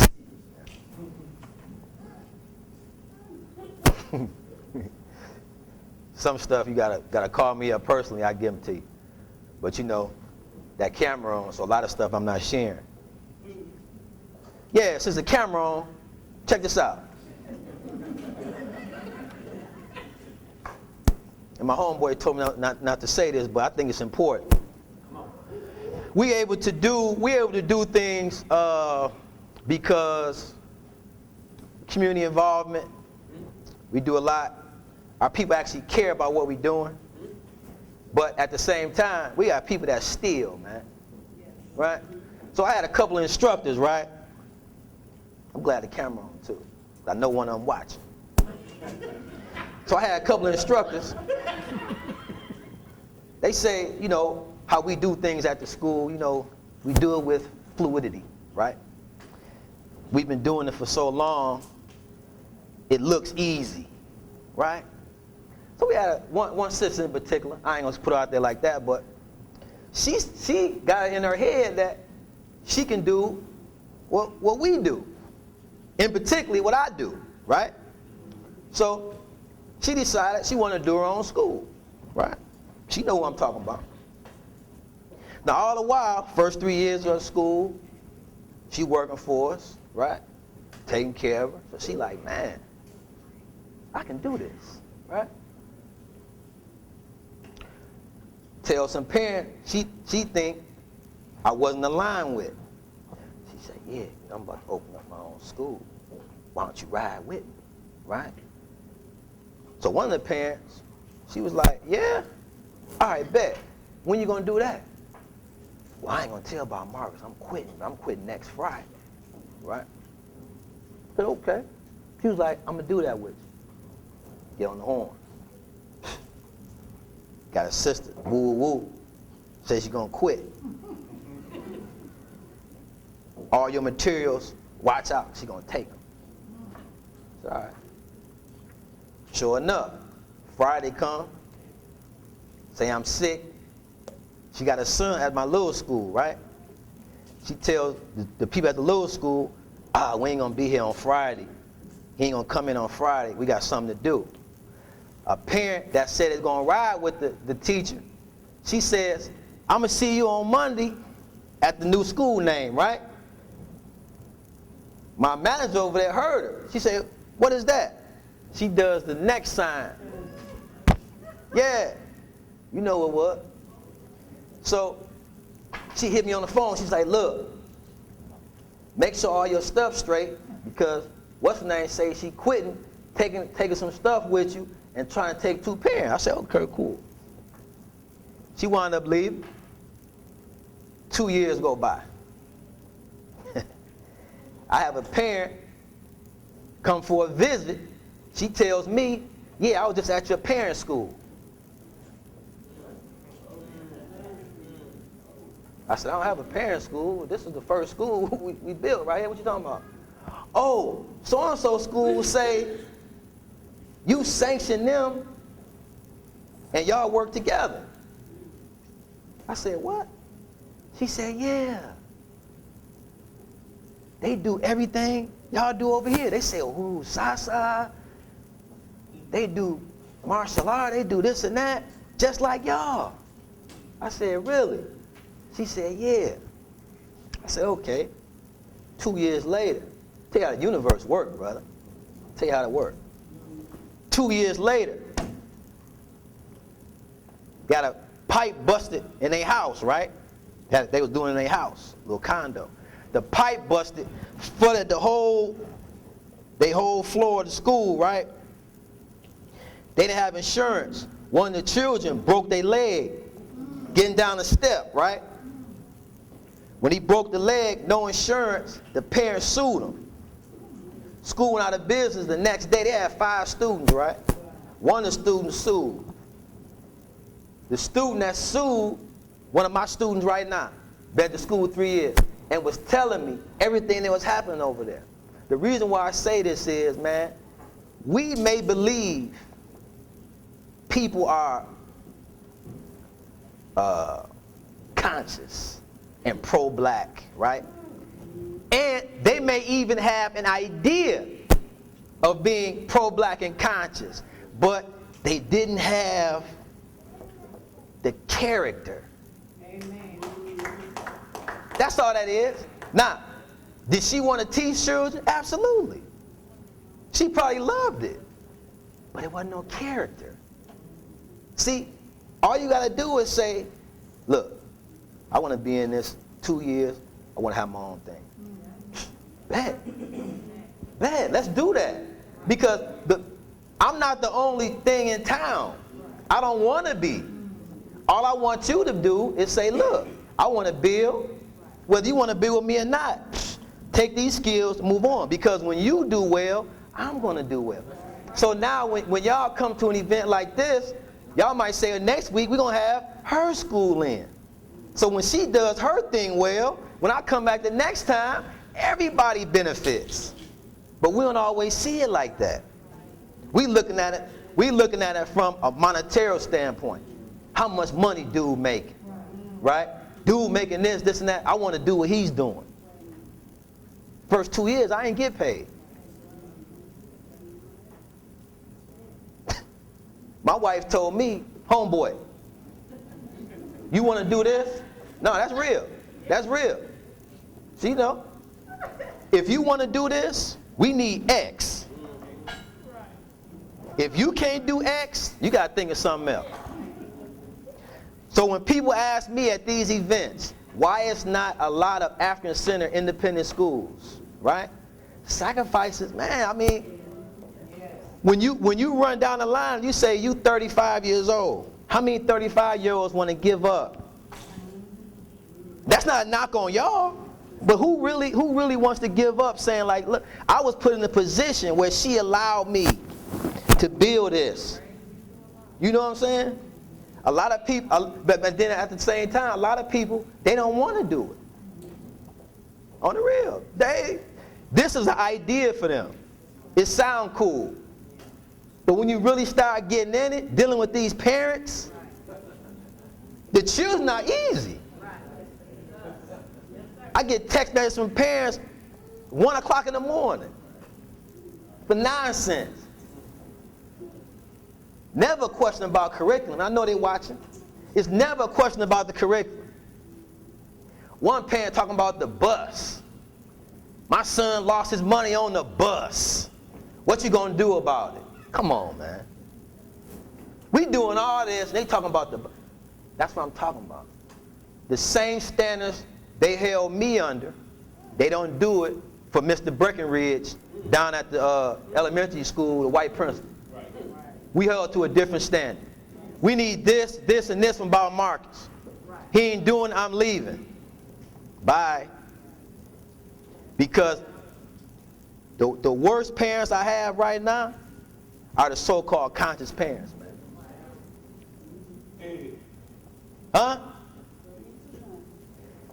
The sisters, I got 2 sisters right now that take the bus 30 minutes every day, take their children, drop them off, get back on the bus to go to work.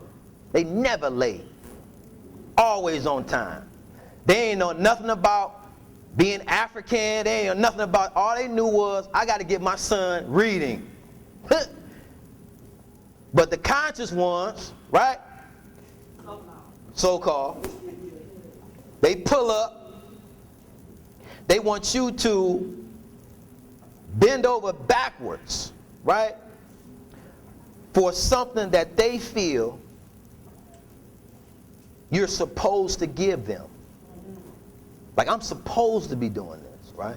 So that means everything that you lay out, if you miss one of them, your whole program is whack. Shorty has, now listen, man.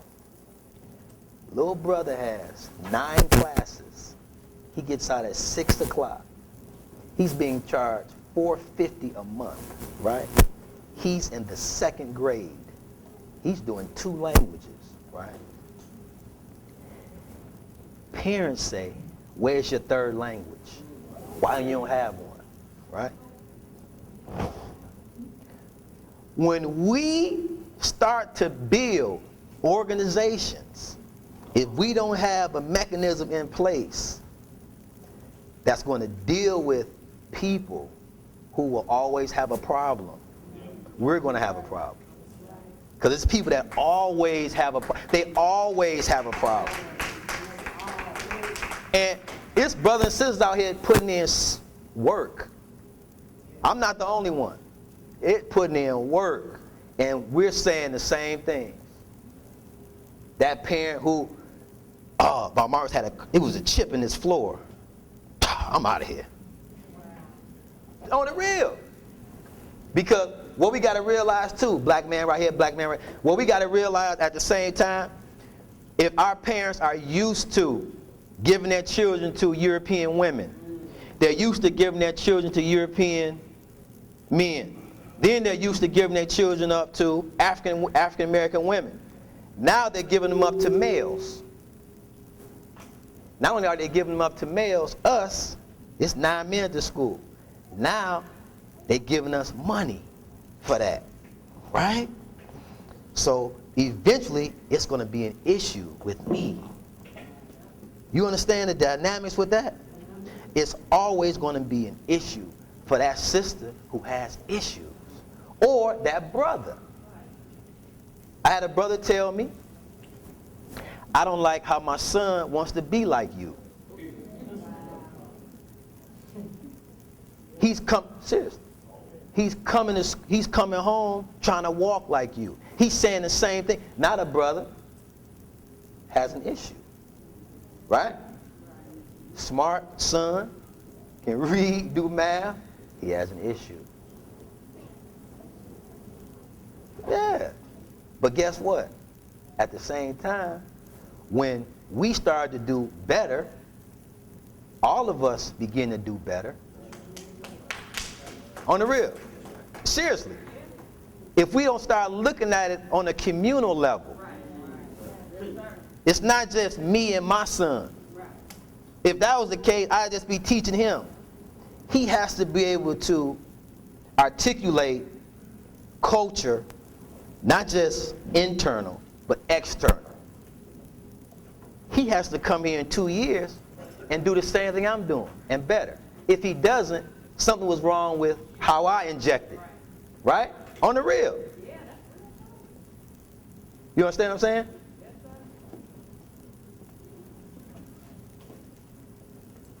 This math right here for a 2-year-old, we'll make a serious move right here. Say, look, say we have 5 schools, and those 5 schools opened up one, and we had a maximum head of 100, right? Now we're looking at, in 2 and 3 years, we're looking at over 15, 16,000 students. Coakley talked about this when he was doing the lecture. He talked about operating sales, right? So, Steve Coakley. So he talked about operating sales. So if I had 5, right, and the brother right here in the sweater, he said, well, I want to do a school as well. And we came down and we set him up with one, right? He said the next person that he hires, they have to be trained to open up another one, right? Because it can't just be me and 5 or 6 other ones. It has to be more. Because in Chicago, there will be no more public schools in the next 10 years. It's not. Daley set it up, and Rom is making sure it's going to happen. They're closing public schools because they want charter. Charter makes money. Charter schools are a business. So private school is the only way to make a move. The only way. Trying to reform public school, I know it's people that want to do that. That's cool, that's your thing. I'm not a reformist. I don't want to work within the parameters of what they built. We want to create our own parameters. This is just my setup. You can create classes on your own, based on what's needed. Right? So, what I would say, you develop a group of brothers and sisters who really want to make a move, because I know what you're going to say. Same thing Miami said. Same thing Columbus said. We don't have enough brothers and sisters that want to do something. The same sentiment is felt all over the country. You can do it though. The only way you're going to do it is, all you need is 5. 5 good brothers and sisters who want to make a move. Don't wait till it's too late. If you want to look at it from a money standpoint, I'll come down individually and talk to y'all about that. You know, you can put people to work, and you know, you can raise families off this thing. It's not just, I don't really deal with the old co-op thing. I don't do the co-op because I wasn't brought up with the co-op piece. But if you want to make it financial, it's ways that you can do that. Because automatically people think, oh, it's free, you know, you ain't gonna make no money. You can do things to put yourself in a position to hire people. But don't wait till it's too late. Because I get it all the time. Parents call me, like, look, my child, I mean, the homosexual thing in the public school system, man, is running rampant. The boys, you barely can identify them now. In Chicago, it's hard for you to even know a boy from a girl sometimes. You know what I mean? So, as far as protecting the community, that's our job. When they gone, who gonna protect us? You know what I'm saying? That's how it was. But now it's a war going on. And if you're scared to use war terms, I mean, the government uses them all the time. So it's on you. It's on you. But what I would suggest, again, we get 5, you know, I don't like to call this lecture. I don't like to lecture. I like to get interaction. I want people to move. You know, I get people, try to get them motivated to make a move. I know it's difficult. You got your day-to-days and it's a struggle. But we have to make a move on these independent schools, man. It's because it looks bad. Not just nationally, but internationally. We just did Ghana. We just left Ghana. About 5 acres in Ghana. We plan on building a school there. But the same problem exists. You know, the same problems here, same problems in Africa and around the globe. But I really want to get people motivated to make a move, man. You know, the brother has a Saturday school. You know, that's a start. Brother Diallo, he has a school Saturday in Columbus. Those Saturday schools are effective. You know, what it does is galvanize the people. You know, you meet on Saturdays. After a while, the word gets out. You got more people, then you start to expand. Those Saturday schools are vital as well. You know, so you have any questions right now? Peace, how you doing, bro? I'm good, Black. My name is Malachi. Malachi being Israel. I'm originally from Brooklyn, New York, but I lived here for a while in Indianapolis. I have an organization, it's called the Life Project. Life Project stands for Lifting Ignorance and Flooding Education. It was established in Chicago on the south side, over the Champaign area. Okay. About the 71st.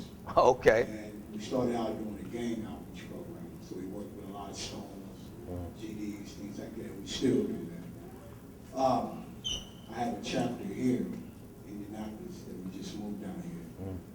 And right now, we're teaching in Pike High School. Pike. I have two brothers that are teachers, actually teachers inside the high school right now. And they're teaching along with the European curriculum that they're also going to inject in African City. Okay. And that's part of the reason why I'm here today. The Queen Mother told me while he was doing this. Great. Good.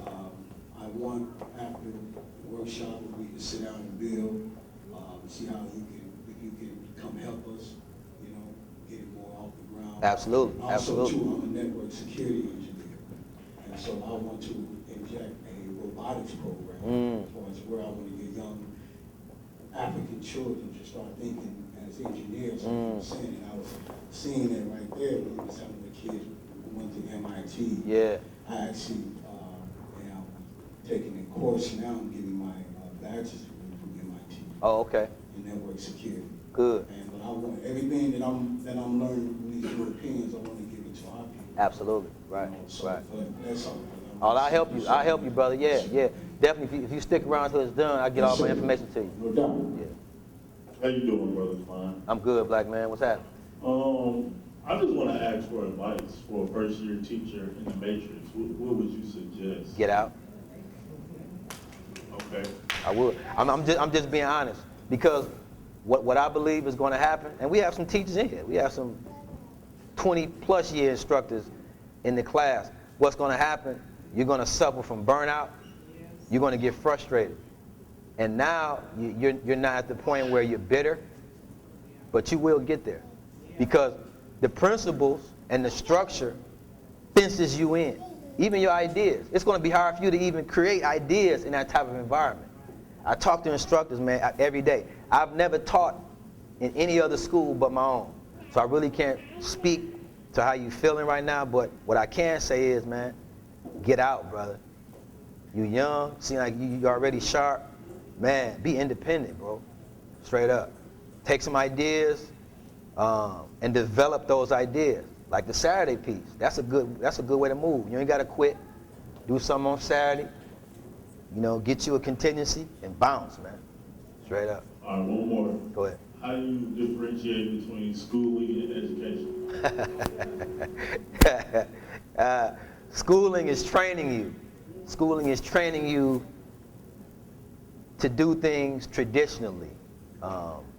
Education is a broad way of learning knowledge of self, culture. Education is more broad. Schooling is very narrow. You know, it's teaching you the structure. Give you an example. Sister with a PhD, open up the high school, right? Sent in her resume, right? Had her sit in 2 days at the school. PhD, right? Candidate. She said, I don't know how this works. Right? And I respected it because she came from a certain pedigree that taught you have to teach this way. This is the methodology. You teach like this. We teach a different way, right? So the way we teach is totally different than the way she was schooled to teach, right? So she was like, this won't be a good fit for me. And that was cool. She was honest, that was cool. But that type of thinking is created in those institutions. You understand what I'm saying? Miseducation, no doubt. But more specifically, they're teaching us their way. So now we try to hop the fence. She can't even wrap her head around it. She's like, how you teach an African child math from an Afrocentric point of view? Like she couldn't understand it. You know what I'm saying? But it wasn't her fault. That's how she was taught to instruct, right? I would have loved to use her, but it would have taken a lot of in-class training, right? Now we have to teach like culture to her because she may say the wrong thing to a child. You know what I mean? She may have a genuine love, but some things that you say in that arena, if you say to an African child, it might destroy him. The verbal, the dialect, the body language, all that is important, man, in our schools. Because the boys have already been beaten down. One little brother said, yeah, they call me a nigga every day. I thought it was my name. Fresh out of 6th grade. So nigga was like, man, what up? Now he an African, he like, man, I ain't that. That's a bad word. Right? Don't call me no African. So the brothers got to school got to be like, hold on, man, that's where you from. He said, man, I'm from Chicago. Re-educate. You know what I'm saying? Yeah. Go ahead, sis. I was just going to say that I totally agree about, I spent 30 years teaching in the public school system, and I left last March because you get to a point where you can't be who you are, you can't teach our children the way they need to be taught, right? Because of all the rigmarole yeah. with the system. Yeah. So I got out and started my own tutoring center where I try to serve our students in the inner city that can't get what they need in the school system. And they come from public school settings, they come from townships, accelerated schools from everywhere. And it's, most of it is only due because they have a different learning style. Right. They're not made to sit in the classroom and learn the way they're being taught. Right. So they excel where we are. We have students that they put on medication, they put labels on them, they have IEPs, everything. Yeah. And parents are shocked when they come in, they see their child sitting down, who has to go to the psychologist in the school because they're so angry. And so they're sitting down there reading for an hour because they're still hungry. They're hungry, right. That's right. Why don't you let the people know your business and your information? Okay.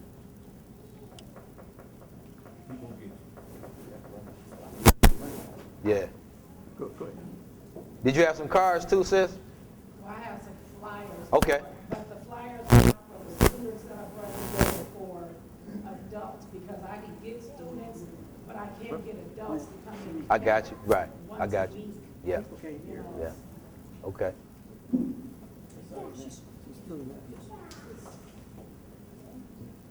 Hi, my name is Ashley Wise, and I just want to call a couple of names before I get started.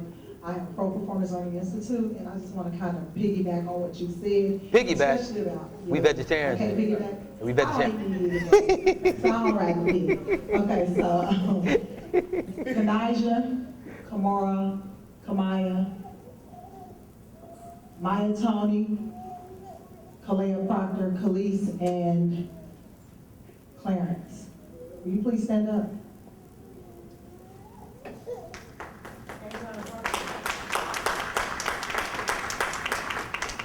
And my ace, my boom, my favorite little girl, she's sleeping right here, Adriana Proctor. Will you please stand up? All right, Adriana.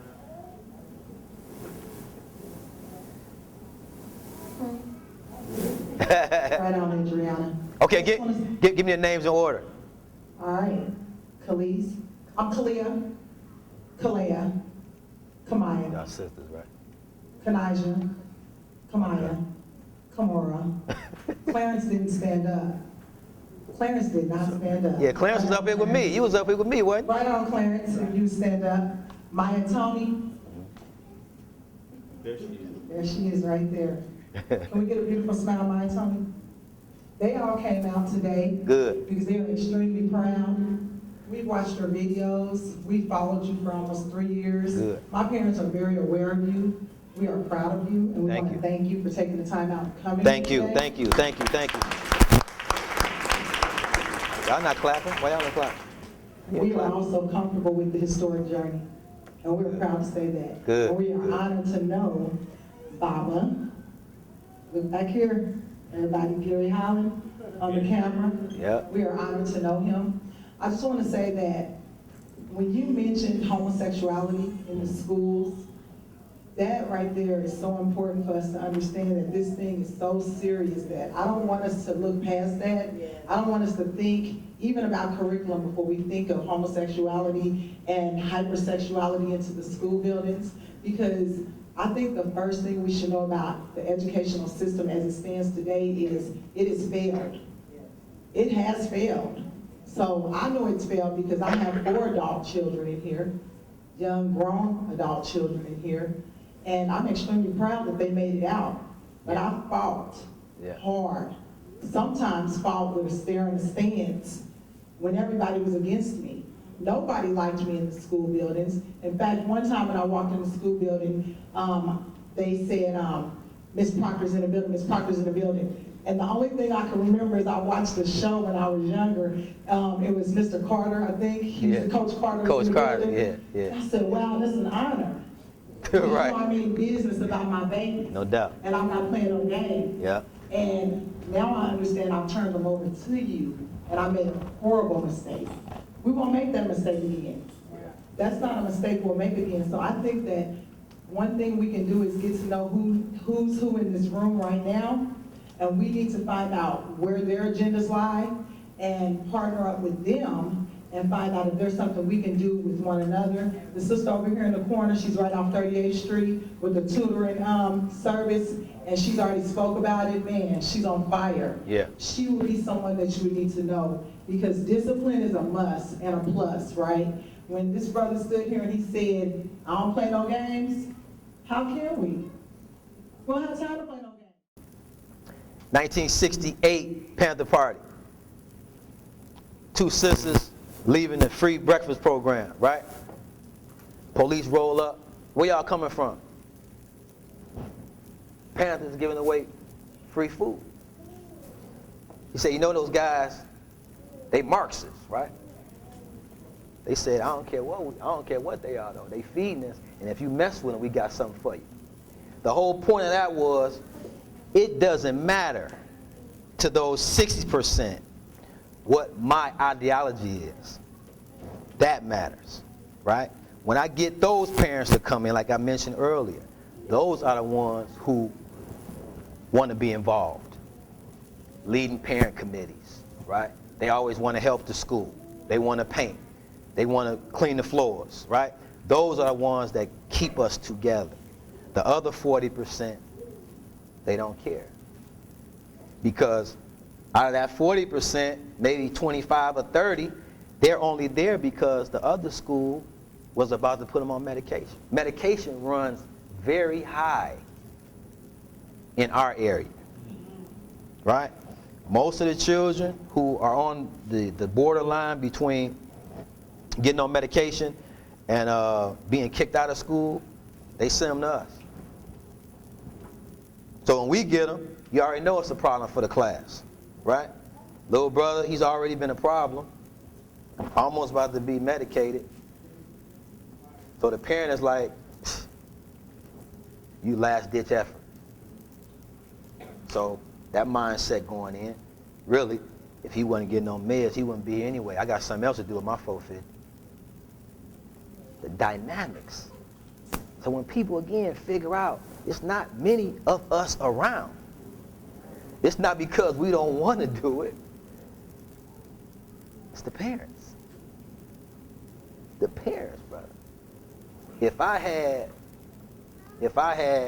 100 parents right now who said, okay, we're going to participate one day a week in a culture class, right? We're not talking about teaching how to shoot a gun. We're talking about basic African culture, right? One day a week. In 6 months, I guarantee you we could take that 100 and be at 200 students easily. Because what happened? Now you're going to tell your homie, man, we're going to go over here. You should bring your son to this school. I have parents that do that all the time, but it would double. Because then they will understand the importance of it. Only thing they understand is math, English, and science. What if they understood the culture and the importance of having their children grow up with a foundation of knowledge of themselves? See, that blows all this out the water. See, the math and all that, that's hot, right? We want that. But what if they can go to an Ivy League school, right, when they get in and stay black? Right? When I say stay black, I'm talking about still holding on to the importance of your culture, right? Because it's not going to be nurtured there, right? The converse will. They're going to teach you how to be European. That makes money for them. Being African-minded at Harvard, Yale, and Dartmouth doesn't benefit them. So they teach you the opposite. And they're playing with that. You know, you don't see any African studies at Cornell, NYU. Not on this level. Right? So, yeah, go ahead, Bob. I'm sorry, Bob. I'm sorry. No, I wanted to Go ahead. address the brother's question here. He said he didn't want to be a non-profit because of the board of directors. Mm-hmm. And the purpose of board of directors is if you're in charge of an institution and you have a board of directors, you have to make sure those people that you bring on board are taking care of their business. in line with what you're doing. Correct. Right. And if they're not in line with what you're doing and supporting you, You get them off. You don't want them Right. on your board. Right. And board of directors is supposed, the purpose is to support what you're doing. Right. Financially Right. or educational. That's right. Yeah, I agree. And economic. They're supposed to bring all those resources that are needed. That's the purpose of the board of directors. So if you're gonna have one, you have to know who those people are. That's right. Understand the habits and characters of those people that's gonna be on your board. That's right. And just give you a little bit of my background. My name is Joseph Elton. I used to be the first president and the chairman of the Indianapolis Black Chamber of Commerce. We had a board of directors. Okay. And you can have a lot of confusion if you don't know who. Right. No doubt. Right. It's okay to do a non-profit. Just know who is going to be sitting on that board of directors and what they bring. They don't bring the resources. And by code, you should actually have them sign a letter pledging they align 100% to what you're doing. Yeah, If that's you right. can't get them to do That's a that, good idea, yeah. Don't bring them on. That's a good idea. Thank you. And I want to applaud you. For a long time, my first thought was to change the light with the economics. Mm-hmm. And recently I switched to education. What we did when I was running the chamber from an economic standpoint, we got people's contracts. Federal, state. Yeah. The instant they made money, they moved away. Right. Didn't support the chamber. Yeah. And that forced me to change my thought process to education, because it's educative first. But we have to go through this quite That's right. learning institution and you hope that we as white people benefit something from that. There's nothing wrong with the teaching system, it's just what they teach us. That's right. Absolutely. That's where Yeah. the problem is. You can Yeah. still use that same mechanism for learning, but do it from an African perspective. That's why, and I agree with you wholeheartedly. That's why the, you know, I think it's a level of maturity that you reach when you decide that, you know, just buying black ain't it. You know what I'm saying? Just because a cat has a black business, that don't mean, you know, he automatically spend his money with us, you know? Right. So and that goes back to, you know, what you were saying with after you got in the contract, you know, they took the money somewhere else. We have to be more mature in our choices. But how do you gain maturity? Actually through knowledge. So you have to get knowledge first. So by educating us, you know, with those skills, then we can move forward in an economic plan, which is needed. Like, you can't have an educational plan without economics. It's not going to move anywhere. So it has to be obviously, you know, like you said, the economic piece, education piece, and, you know, spiritual as well. Like, you know, we gotta get, I'm not talking about religion. It has to be more spiritual, because we have to figure out the moves that we made that weren't correct, right? Some of the moves we made historically weren't correct. But I believe, and I wouldn't be standing here if I didn't believe, we can make a move, though. But the only time we're going to make this move, we got to figure out, man, how we going to make economic sense, teach our babies, and defend our community. And we ain't doing none of it. Can you say some more about the arts and the role of the arts in the schools? You were talking about the cross-curriculum Uh-huh. pieces. And you Give it to her. emphasized, of course, the math, of course, the reading, performance. But you haven't had a chance to share some more about the importance of the arts. both Art is very, performance. right. I had art on the board, and when I say arts, I mean the whole gambit. Music, even language, of course drawing, sculpture, all those activate both sides of our hemispheres of the brain. Now, one of the, I don't want to say negatives of freedom when we first started, we were all male, right? All male. We didn't have a sister in the building, right? So none of us had art as a background, right? So we didn't even get art as a class until we hired Mama Katie, who's been there, I think, 3 years. So we operated for 5 years with no art program, right? But it took me watching her and watching the students gravitate to her class. She has an art class, like, you know, she has art background, so she does things with the ankh, and she does things with the Adinkra symbols, which is like fascinating. But I know now that I have to widen that program, because children, you know, they respond to that. They do, and I'm learning that, you know. And like I told you earlier, the program we have, you know, it's flexible. It's not rigid. It's not the only game in town. You know, we're constantly trying to build from it. The last time I was here, I didn't have all those courses lined up. You know, I'm gonna have more. So we're always trying to build. Little sis, what's up? Go ahead. You need the mic? Yeah, it's coming.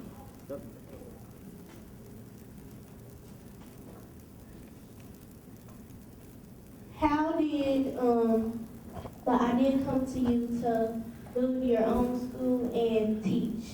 That question is asked a lot. That's a good question, though. I had a son. I was publishing a magazine. My son was born in '03, and the plan was to have him and find the best African Center school in Chicago, get him in there early, boom, right? That was the idea me and my wife had, right? So he was born, we looking around, didn't see any. So we looking, didn't see any. We met a very, very influential sister in Chicago by the name of Yakini. Yakini operated a very African-centered daycare, right? So we did that. She was like, this little guy's too smart to be here. Because at that time I was giving them flashcards, reading to them, whatever. She's like, you need to do something else. I know she watching, she gave me a program called the Glendoman method, right? If anyone's familiar with Glendoman was I think a neuroscientist who studied Flash with special education children in Asia. So he has a method, a Flash method, right? So I was using that because she introduced me to it, and I was like, wow. So he's 2 now, and I'm giving him Flash. I'm giving him the flashcards, and he's crawling. I'm telling him to go to a card, he's going to it, right? Cool. It wasn't until another parent, a friend of ours, saw it and was like, since you here in the daytime, I'm gonna bring my son over, right? Her name is Rhonda Golston. She's probably watching too. Her son was Ross. Ross was my second student. So I had another child come, so I was watching 3 children. So I'm doing my magazine in a day, taking breaks, math and the whole 9, right? So now there are 3.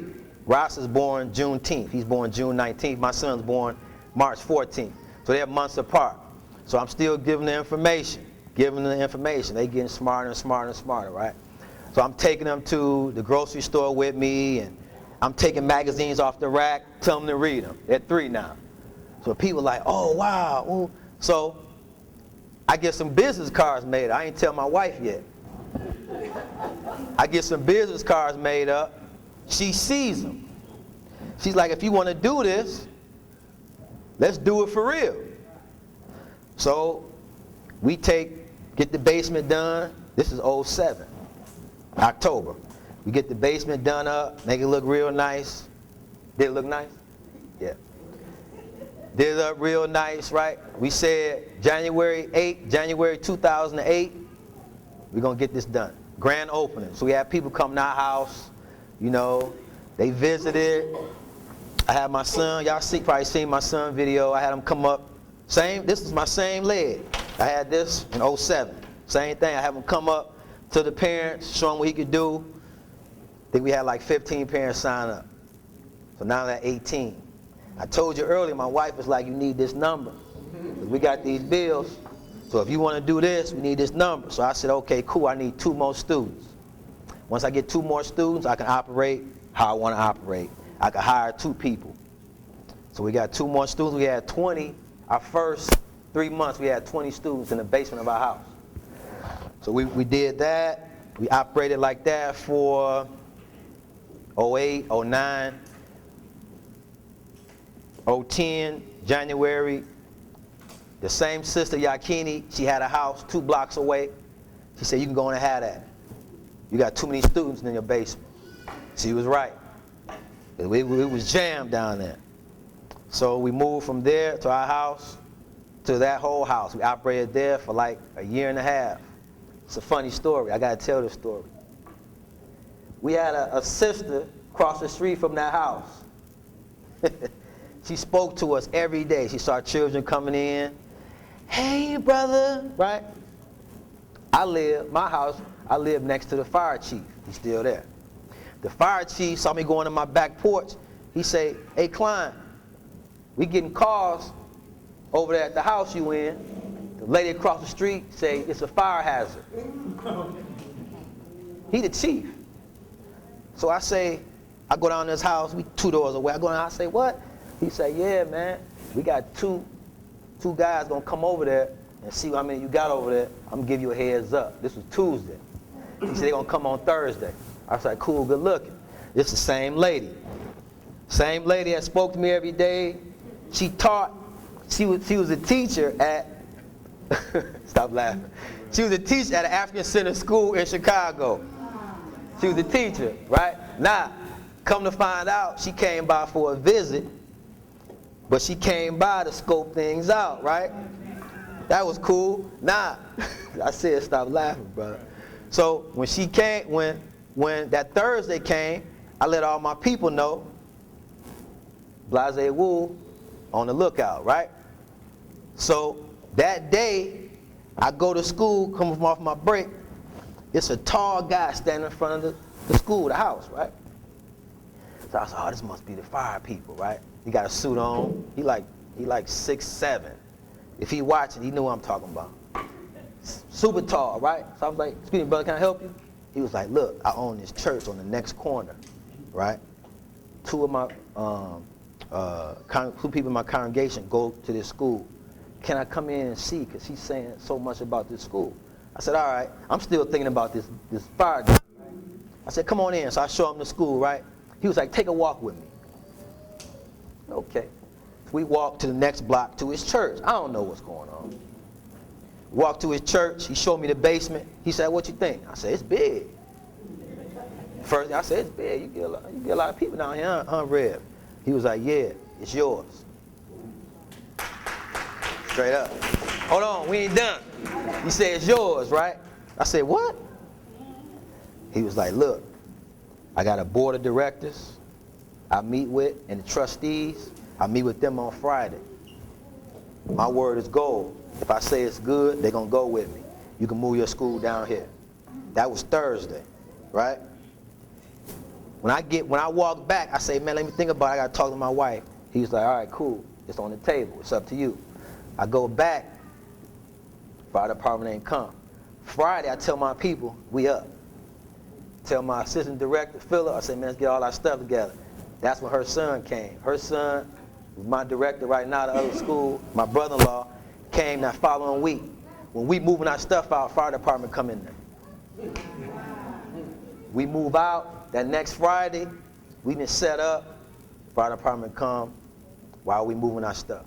So when I say things happen, because things happen. When we doing the work, that was only an example. Tell you stories, man, to the end of next week. But what happens is, as long as we stay on point, right? If we stay sincere with this move, I mean sincere though, right?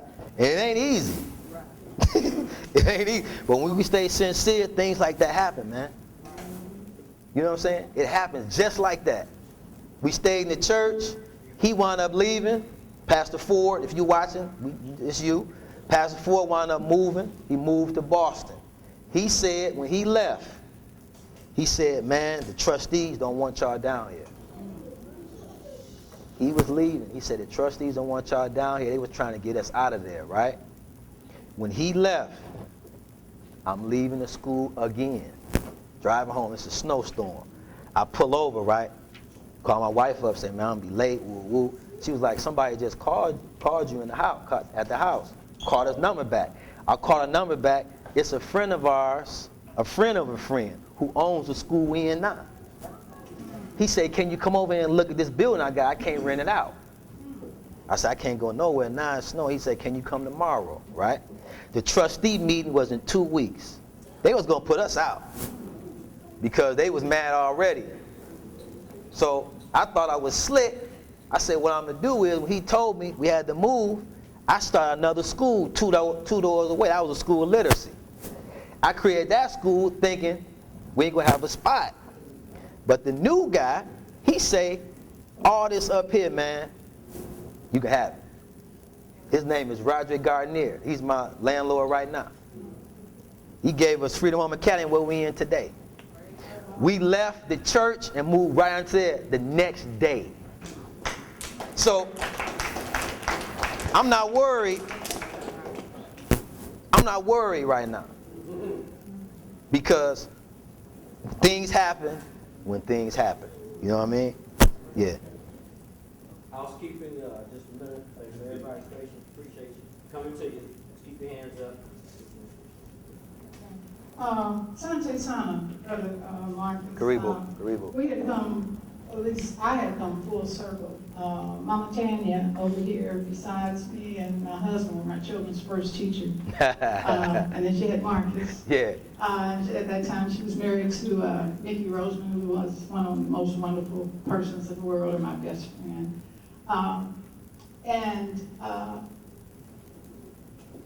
His wife that he talks about, Ashaki, used to come here all the time. Yeah. And so I was just so proud and amazed, number one, when I saw the magazine, and Tanya said, "This is Ashaki's husband." I'm like, what? So we were very glad. We're very glad to have you. What I'd like to say to everyone, and again, I'm Queen Mother Awusi, known as Mashariki Jiwanza. It's not the first time that we've talked about African-centered education in this city. That's right. We've had Saturday schools. Yeah. You know, people have done home schools. Yeah. It's not the first time. But I'd like to encourage everyone to have courage. There's a school board election coming up. We don't have an African free school. We don't have a Saturday school. There's a sign up right here on this table if you want to be a part of a Saturday school. But in the meantime, majority of our children are going to the Indianapolis public school system, which is failing them. And we need to attack this election. There's 4 seats available. It only takes 4 votes to do anything in the public school system. So I'd like for you all to go back to your prospective families, organizations, and you know, we can't sit here and say there's no need to vote. We got a governor that needs to go. We got 4 seats on the school board that we could put community people in there, and we could make a difference while we're trying to get our independence together. So that's right. what I want to say to everyone. Yeah. Please go back to your friend on Facebook. You know, I saw some silliness the other day. A dog licking something, talking about got 300,000 hits. And we can't talk about our children or reparations. Yeah. So please, right. do this for our children. They need it so much. Sign up to be a part of the Saturday school. But in the meantime, let's affect the school board election. We can do that. We really can. Where's the Saturday school going to be held? We don't know. Okay. What about right here? What's wrong with this spot? Can we get this on Saturdays?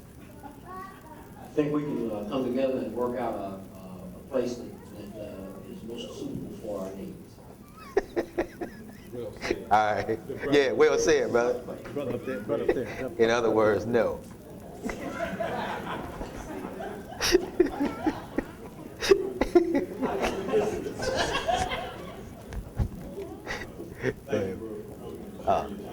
Gratitude, brother. I just had a question in regards to how do you teach on the teenagers and the hormones and being interested in the opposite sex? Yeah.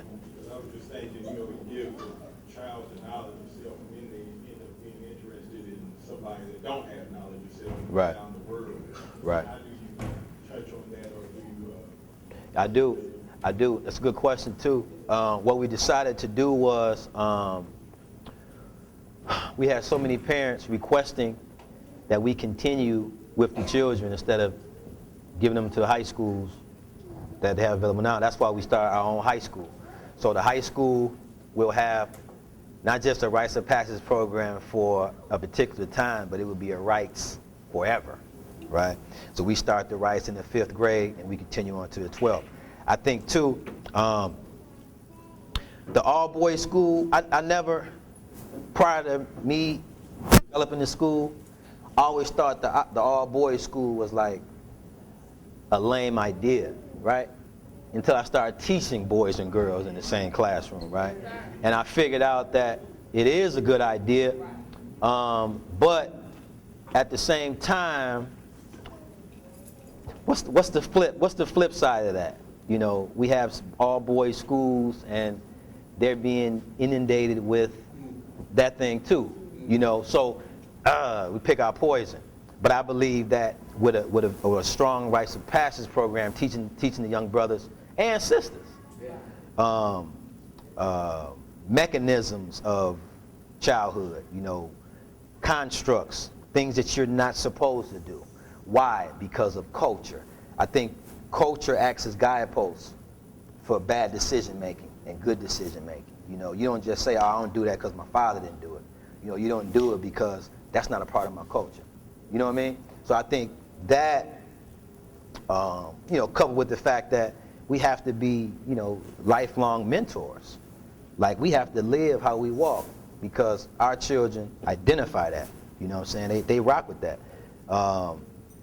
So there's no better teacher than practicing what you preach. You know what I mean?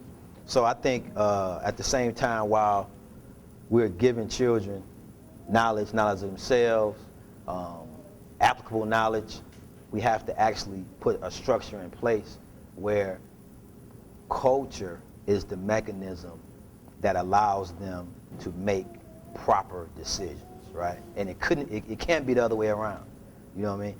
Don't make the decision and then say, well, man, I will study culture now. No, you study culture because it allows you to make proper decisions and in decision making and in critical analysis. So so to answer your question, culture has to be inculcated into a daily lifestyle, not just cut off at 5 o'clock when you go home. You know what I mean? So yeah. But man, I'm telling you, that all boys school makes a lot of sense. Even with my son, I hate how he respond like when females in the class. So it's like, oh man, it's a wild thing. But those are questions that we have to address if you want to make a move for these independent schools, though. Urban Prep is an all-boys school in Chicago. Boys are doing well. My nephew attends Urban Prep, but he told me some stories, and I'm like, what? Yeah. So those are things we're gonna have to address too. We're gonna have. They don't have a spiritual core Nah. at all. Nah. So what you started off this presentation with in terms of the spiritual inside the human body. Right. Is really important to that. Correct. If they don't have that ethics, they don't have that moral. That's right. They don't have those principles That's right. of the spirit, then they just continue doing. That's right. And And they focus on the academic part. because the principles have to be injected. The principles have to be injected. Without that, man, everything is wild and loose. Everything is all good. And that's how. Go ahead, sis. You have something? One more. Okay. And then we're Gotcha. gonna have Brother Gary Close it out. and some housekeeping to help us put the room back in order. Clean up, you leave it more beautiful, beneficial. That's right. How we found it. Yep. That we were able to move out. Please, everybody, give us contact information. This is the beginning, not the end. We will do follow-up. Give us the contact information. Please sign up for the Saturday school. Please do all the things and indicate an organization if you're already into an educational activity. So we have contact, so we can look and see what we got going on. That's right. Maybe, some Did I answer that? Okay. Greetings, Brother Marcus. Hey, sis, how you doing? So honored to be here. Pleasure's all mine. Brother Gary has told me many of good things, and when he shared with me one of these videos, when your son was younger, and how you had him on that chart, I was like, Yeah. wow. Yeah. And so, there's the program that's called I'm Not Smarter Than a Fifth Grader. A fifth grader, yeah. They're gonna No question. Than a third grader. Right. A kindergarten. Right. He was just running off those capitals and everything. I was like, oh my goodness, I was so inspired. I have a independent school that I started. It's called the Knowledge House Academy. Oh, okay. And I deal specifically with adults because I said as we're going having the great awakening with the youth into their consciousness, it's no point in sending them home into a hostile environment. That's right, yeah. So I'm trying to deal with the parents and grandparents and get them so they can be nurturing and embracing. Yeah. Because it's no point. How's that coming? Still rolling. No question. Still rolling. No doubt. Can't stop, won't stop. Parents, they are seeking places where they can be nurtured and not to be made to feel praised. So I always say it's for those who want to unplug from the matrix and those who want to have more knowledge That's good. about African history and culture and knowledge of self. Make sure you share that information with the people. Make sure they get your information. Most definitely. Yeah. And so that's going real good. Good. I started my own curriculum as well as I have a historic journey. Good, good. Because you know, Bobby Gary gonna force you to use his curriculum. Oh, yeah. Yeah, he doesn't play around with I that. know that. Yeah, he comes to the school all the time. Hey, where's the book? Yeah, he check up on me. Yeah. Yes, and this is my guest today, Brother Malachi. Okay, he's a good brother right there. Yeah, All right. so make sure that you touch base. I will. with him. And anybody who's interested, we meet twice a month, first and third Sundays. Just get in touch with me. Like I said, we always start out with reversing, breaking the curse, and crucifying Willie Lynch. Yeah, And so we yeah. can find out how we got into some of these situations that we're in. That's right. How to reverse some of that. That's right. Brother, somebody asked the difference between, I think, teaching and education. Yeah, schooling. Yeah, Mhm. with the schooling, but Yeah. I always say, education means to believe how the best is already within you. Mhm. Okay, everybody cannot do that. That's right. And as far as the other thing, the teaching, I always say, that's training you to be a better slave. That's right. So, Yeah. you know, when somebody says the school are failing, they're really not failing. They doing what they supposed to do. They're succeeding exactly Yeah. what they're set up to do for That's our right. children. That's right. So thank you again. Holler at me, I'm the queen. No doubt. No doubt. I'll holler at you. No doubt. Yeah, what's up? Get it in real quick. Huh? I just have a quick question. Okay, go ahead real quick. I'm just in the middle of a life-making decision dealing with my children, so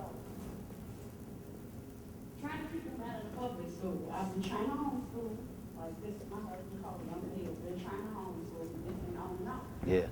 So now I'm at a point now where it's like, I feel like I'm in a position where I don't have a choice but to send them to the killing field. Yeah. And I don't want to do it, but I need help. What age are they? I have we have a 6-year-old, we have a 12 and a half-year-old, and then we have a 15 and a half-year-old. But one of the children is disabled, so it's not a guarantee she could be there every day or all day. Mhm. So at first I made the decision, when we made the decision, well, hey, we're gonna send them to the killing field, but I'm gonna make sure that I'm up there all the time, participating in activities, pop-ups, like all of that. But after coming here, it's really like putting me back in the bind. Because we need help. Yeah. And I don't want to keep wasting time knowing that my children aren't getting what they need. Okay. Just because I have a heart and the spirit to want to do it. I need help. Okay. So I'm just seeking help. Let's do this. Let's do this. Let's wrap. I'm gonna talk to you right now. Let's wrap it up. I'm gonna talk to her one-on-one. You can leave the mic off. Then I'm talk to you about some solutions. That's it for the questions, right? Yes.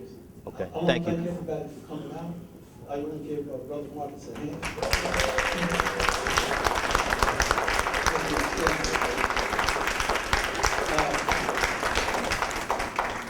Before we leave, I just had to recognize a couple of people that have been inspirational to me, and that is Dr. Colin Tyler.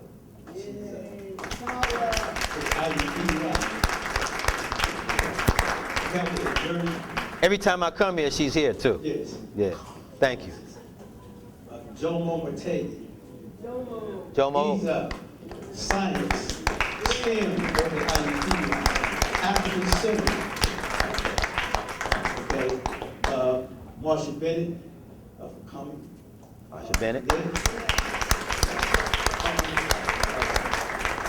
And if I get somebody, forgive me. I see everybody's face. Augusta May. Yes. But we are looking at trying to start a Saturday school.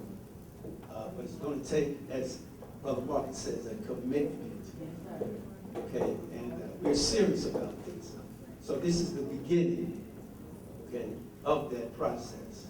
So I want to thank you for coming out, and we will be giving you more information about when we're going to have other sessions, okay?